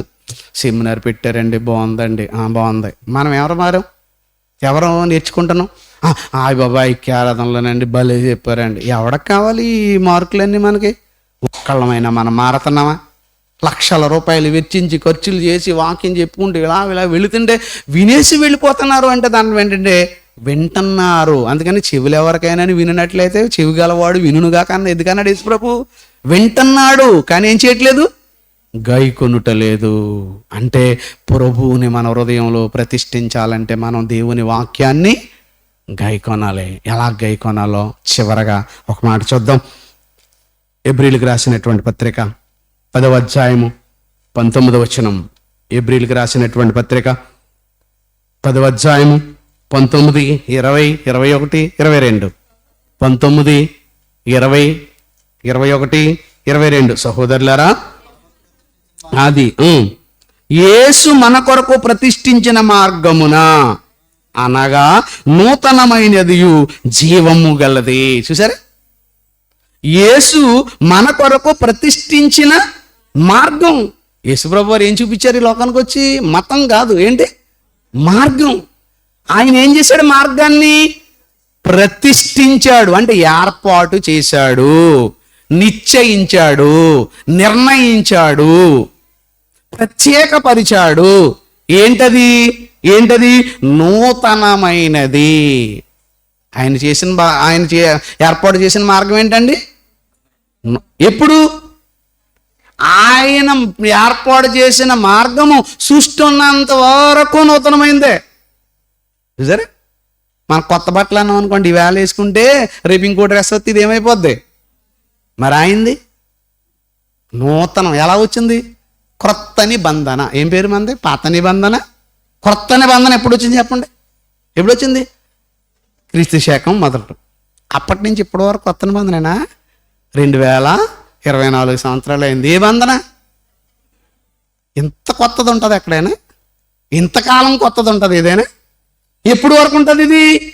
మళ్ళీ ఆయన రెండవ రాకడ వచ్చేటంత వరకు కూడా కొత్తదే. మనం అంతా ఏం కోరుకుంటాం? చెప్పండి. అంత వెరైటీ కోరుకుంటాం కదా. షాప్కి వెళ్ళి లేటెస్ట్ వెరైటీ ఏమైనా వచ్చింది చెప్పండి. ఏంటి వెరైటీ? ఇక్కడ చింపేస్తాడు, ఇక్కడ కన్నాలు పెడతాడు, ఆడు వెరైటీ అంటాడు. అది కాదు వెరైటీ. అందుకనే నూతనమైన మార్గము జీవము గలది, ఆయన శరీరమును తెర ద్వారా ఏర్పరచబడినటువంటి మార్గము. ఈ మార్గం ఎలా వచ్చింది? ఆయన రక్తము వలన పరిశుద్ధ స్థలమునందు ప్రవేశించుటకు మనకు ధైర్యం కలిగి ఉన్నది కనుక అంటున్నాడు. ఆయన రక్తము వలన ఏమైంది? ఇది పరిశుద్ధపరచబడింది. అందుకని ఏమంటాడు? మీరు ఎంత దుర్మార్గులైనప్పటికీ కూడా, మీరెంత మీ పాపములు ఎంత ఎర్రనమైనా కూడా మీరు వచ్చేసి ఏం చేయాలి? ఇప్పుడు నా దగ్గర నా రక్తంలో మీరేం చేయాలి? కడుక్కోండి, రక్తంలో ఉతుక్కోండి. అప్పుడు ఏమైపోతాయి? ఏమంటే రక్తంలో ఉతికితే ఎక్కడైనా తెల్లగా అవుతాయి చెప్పండి? రక్తంలో డ్రెస్ని పట్టుకొచ్చి ముంచి లెగదీసేవనుకోండి, అసలు రక్త మరకలే పోవంటాం. ఆ రక్తంలో ఉతుక్కుంటే ఏమవుతాయి అంటున్నాడు? తెల్లగా అవుతాయి అన్నాడు. కానీ అండి బైబిల్ అంటే నిజంగానే ప్రపంచ శాస్త్రాలను తలదన్నేదండి. అందుకేనండి జయశైలి గారికి ఉన్న ధైర్యం దమ్ము ఏంటంటే, నా వెనకాల దేవుడు ఉన్నాడు. ఎందుకంటే ఎవడైనా సరే అక్కడికి రావాల్సిందే. రక్తంలో ఉతుక్కుంటే తెల్లగెల్లగవుతాయి అన్నాం అనుకోండి, అసలు రక్తం ఎక్కడ రక్తాన్ని తయారు చేసేటువంటి దాన్ని ప్రక్రియను ఏమంటారో తెలుసు? చదువుకున్న వాళ్ళు అందరికీ తెలుసు. దాన్ని ఏమంటే హిమోగ్లోబిన్ కదా. హిమోగ్లోబిన్ ఎక్కడ తయారవుతుంది సార్? ఆదమ్ గారు చెప్తారు. ఎక్కడ? బోన్లో, అంతే కదా. హిమోగ్లోబిన్ ఎక్కడ తయారవుతుంది? బోన్ మేర ఉంటాం. బోన్ అంటే మీకు బాగా తెలుసు కాబట్టి, మేక మాంసం తెచ్చుకున్నప్పుడు మూలిగి తెచ్చుకుంటారు కదా. ఆ మూలిగి పగలగొట్టిన వండుకు తినేసేటప్పుడు చూడకండి, అది ఉడికిపోయిన తర్వాత కలర్ మారిపోద్ది. ఉడక ముందు చూడండి, దాన్ని ఒక్కసారి వండే ముందు తీసి బయటికి తీస్తే ఎలా ఉంటుందో తెలుసా అండి? తెల్లగా మెస మెస మెస మెస మెరిసిపోతూ ఉంటుంది. అంటే రక్తం యొక్క అసలు రూపం ఏంటో తెలుసా? అబ్బా ఏం చెప్పాడండి యేసుప్రభు, చెప్పండి ఇప్పుడు. అందుకని ఆయన మాటకు ఎవరైనా సరే ఏమైపోవాలి? ఆశ్చర్యం. బాబురు ఏంట్రా బాబు ఇది? అసలు ఆయన శాస్త్రవేత్త, ఆయన పండితుడా? ఏంటండి ఆయనలో ఉన్నటువంటిది టాలెంట్? అందుకని ఇక్కడ ఏమన్నాడు తెలుసా? నూతనమైనటువంటి మార్గము పరిశుద్ధ స్థలమందు మీరు ప్రవేశించాలి కాబట్టి, ఆయన రక్తము వలన పరిశుద్ధ స్థలమునందు ప్రవేశించుటకు మనకు ధైర్యము కలిగి ఉందుము గనుక మనస్సాక్షి కల్మషము తోచకుండానట్లు ప్రోక్షింపబడినట్టు హృదయములు గలవారమును నిర్మలమైనటువంటి ఉదక స్నానము చేసి. చూసారా, నిర్మలంగా ఉండాలి. ఇప్పుడు ఉతుక్కోవడానికి మనం ఒప్పుకోవాలి. ఉదక స్నానము చేత శరీరము గలవారమునై ఉండి విశ్వాస విషయములు సంపూర్ణ నిశ్చయత కలిగి యథార్థమైన హృదయముతో మనము దేవుని సన్నిధానమునకు. అది సోనరాజు గారు చెప్పిన పాఠం ఎక్కడి నుంచి కనెక్ట్ అవుతే అక్కడి నుంచి మిగిలినంతా వచ్చేద్ది మనకి. కనుక ఇప్పుడు ఎక్కడికి వచ్చేయాలి? ఇప్పుడు ఉదక స్నానం చేయాలి. దేంతో చేయాలి? వాక్యంతో. ఆ వాక్యంతో ఉదక స్నానం చేయాలంటే ఏం చేయాలి? ఆదివారం రావాలి, సోమవారం రావాలి, మంగళవారం రావాలి, ఎప్పుడు దీన్ని ఏం చేయాలి? ఉతుకుతూనే ఉండాలి. ఉతకాలి కదా. మరి ఇది భయంకరమైనది చెప్పారు కదా. మొత్తం ఘోరాలు నేరాలు చిట్టంతా ఎక్కడ ప్రారంభమవుతుంది? మరి దాన్ని చెయ్యాలంటే ఏం చేయాలి? నువ్వు ఉతకాలి. పొద్దున్న కాళ్ళు కడుగుతావు, మధ్యాహ్నం కాళ్ళు కడుగుతావు, పొద్దున ముఖం కడుగుతావు, సాయంత్రం ముఖం కడుగుతావు, పొద్దున్న స్నానం వేస్తావు, సబ్బు ఫోన్లే అని 2 రోజులు మానేసాం అనుకుని నీ పక్కన ఎవడో కూర్చోటం కదా. కడగాలి, ఉతకాలి. మరి హృదయం, అందుకే దీనికి వాక్యం. ఈ వాక్యం, అందుకనే నిర్మలమైన వాక్యం అనే పాలను మీరు నిరంతరం ఏం చేయాలంటాడు తెలుసా? పాలు వెళ్తే మనిషికి ఏమవుతాయి? ఎనర్జీ వస్తుంది. వాక్యం వెళ్తే మనిషికి ఏమవుతుంది? ఎనర్జీ రావాలి. అబ్బా ఏముందరా వాక్యం అంటే. ఎనర్జీ వచ్చిందంటే నేను మీటింగ్ చేయాలి, నేను ఒక స్వార్థ సభ చేయాలి, నేను మళ్ళీ క్లాస్కి వెళ్ళిపోవాలి. ఈ ఉత్సాహం ఇదంతా కూడా మనలో కనబడాలి అంటే వాక్యము. అందుకని ఈ వాక్యాన్ని మనం ఏం చేస్తారు? నిరంతరము ఉదక స్నానం. అదే చెప్పండి, హృదయము గలవారము నిర్మలమైన ఉదక స్నానము చేసి శరీరము గల వారమైన ఉండి విశ్వాసములో సంపూర్ణ నిశ్చయత కలిగి యథార్థమైన హృదయముతో మనము దేవుని సన్నిధానానికి మనం ఏం చేయాలి? ఇప్పుడు ఇలా ఉంటే అప్పుడు ప్రభు మన హృదయంలో ఏం చేస్తాడు చెప్పండి? వస్తాడు. ఆయన వస్తే, ఆయన ప్రతిష్ఠించబడితే ఇంకేంటండి అసలు? అంతే కదా, ఆయన వాక్యం మన హృదయంలో ఉంది. అప్పుడు మనం స్వరాజు గారు చెప్పినట్టుగా శుద్ధ హృదయం అయిపోయాం. అప్పుడు బయట దాన్ని ఏది కూడా ఏం చేయను మనం. అంతే కదా, యాంటీడోస్ ఇచ్చుకున్న తర్వాత పొంగరితే విషం వెళ్ళకుండా ఎలాగైతే ఆగిపోయిందో, అంతే కదా, అది ఎప్పుడైతే వాక్యం వెళ్ళిపోయింది అనుకోండి మనలోకి, ఆ వాక్యం ఏం చేస్తుందంటే మొత్తం దీని అంతటిని కూడా ఏం చేస్తుందో తెలుసా? పటాపంచులు చేస్తా, దేనికి రానివ్వదు. అందుకనే ఏమన్నాడు? క్రీస్తును మీ హృదయములందు ప్రభువుగా ప్రతిష్ఠించి. మళ్ళీ ఇంకొక మాట వచ్చింది, ఇంకెలా చెప్తే ఇంకో పాఠంలోకి వెళ్ళిపోతున్నారు. ప్రభు అంటే అధికారి, ఒప్పుకోవాలి. తన భర్త తనకి ప్రభు అంటే చెప్పిందే చేయాలి, ఇంకోటి చేయటానికి లేదు. ప్రభు అంటే ప్రభు చెప్పిందే చేయాలి, ఇంకేం లేదు. ఆయన ప్రభు, నన్ను కొడతాడు, లేకపోతే నన్ను శిక్షిస్తాడు, ఇలా వినకపోతే నాకు నరకాన్ని వేసేస్తాడు అని ఎప్పుడు భయం అనేటువంటి దాన్ని మన హృదయంలో ఉంచుకుంటే అప్పుడు మనం నిజమైనటువంటి వాళ్ళం అవుతాం. మన హృదయంలో యేసుక్రీస్తు వారు ఏం చేస్తారు? కొలువ చేస్తారు. అప్పుడు అందుకనే పాత పాటల్లో మరి ఒక ఆయన పాట రాశాడండి, నీ వాక్యం గురించి, పాట గురించి రాస్తూ ఏమంటాడు అన్నట్లయితే, దేవాని దివ్య వాక్యము ఈ విధంగా మాకు దొరికింది తండ్రి, నువ్వే కదా మాకు ఇచ్చావు అని ఏమంటాడంటే కింద శరణను, నీ వాక్యము నీరై ఉండెను, మా దాహము తీర్చుచుండ. ఆ నీరే మాకు స్నానము పానము. నీ వాక్యము అగ్ని అయి ఉండేను, చెత్తనంతటిని కూడా ఏం చేస్తుందంటే కాల్చేస్తుంది అంటున్నాడు. అలాగే నీ వాక్యం ఏమో చాకలి వాని సబ్బు అయింది, అదేం చేసిందో తెలుసా? ఉతికేస్తుంది అంటాడు. కనుక వాక్యానికి ఉన్న శక్తి ప్రపంచంలో దేనికి లేదు. ఎంత గొప్ప వాక్యం కలిగినటువంటి మనం నిజం చాలా ధన్యులం, చాలా గొప్పవాళ్ళం. ఇంత వాక్యాన్ని ఇచ్చినటువంటి మన అన్నయ్యనటువంటి యేసుని మనం వెంబడిస్తూ ఆయన మన హృదయంలో చేర్చుకుంటే, మన హృదయంలో స్థానాన్ని కల్పిస్తే మనకి తిరుగులేదు. మనం ఎప్పుడు ఎక్కడ కూడా ఏం చేయమంటే చెడిపోము. కనుక ఇవన్నీ వస్తుంటే హృదయంలో నుంచి మనల్ని మోసం చేసుకుంటున్నాం, ఎదుటి వారిని కాదు. కనుక ఈ వాక్యం అనేది ఎవరికంటే రెండంచెలు ఖడ్గం, మనందరినీ కూడా సరి చేస్తుంటుంది. కనుక చక్కగా ప్రభువుని మన హృదయంలో ప్రతిష్ఠించుకుంటూ నిత్య జీవాన్ని పొందేటంత వరకు ఈ నమ్మకాన్ని నిలబెట్టుకునేవారుగా మనమంతా ఉండాలని మిమ్మల్ని హెచ్చరిక చేస్తూ, నన్ను నేను హెచ్చరించుకుంటూ, దేవుని యొక్క మాటలు తెలియజేస్తూ ముగిస్తున్నాను. దేవుడి కొద్ది వాక్యం మన వీటిలో ఫలింపచేయను కాక. ఓర్పుతో అయినటువంటి మీ అందరికీ మరి అవకాశం ఇచ్చినటువంటి అధ్యక్షుల వారికి ప్రత్యేకమైనటువంటి వందనాలు తెలియజేసుకుంటూ సెలవు తీసుకుంటాం. Thank you very much.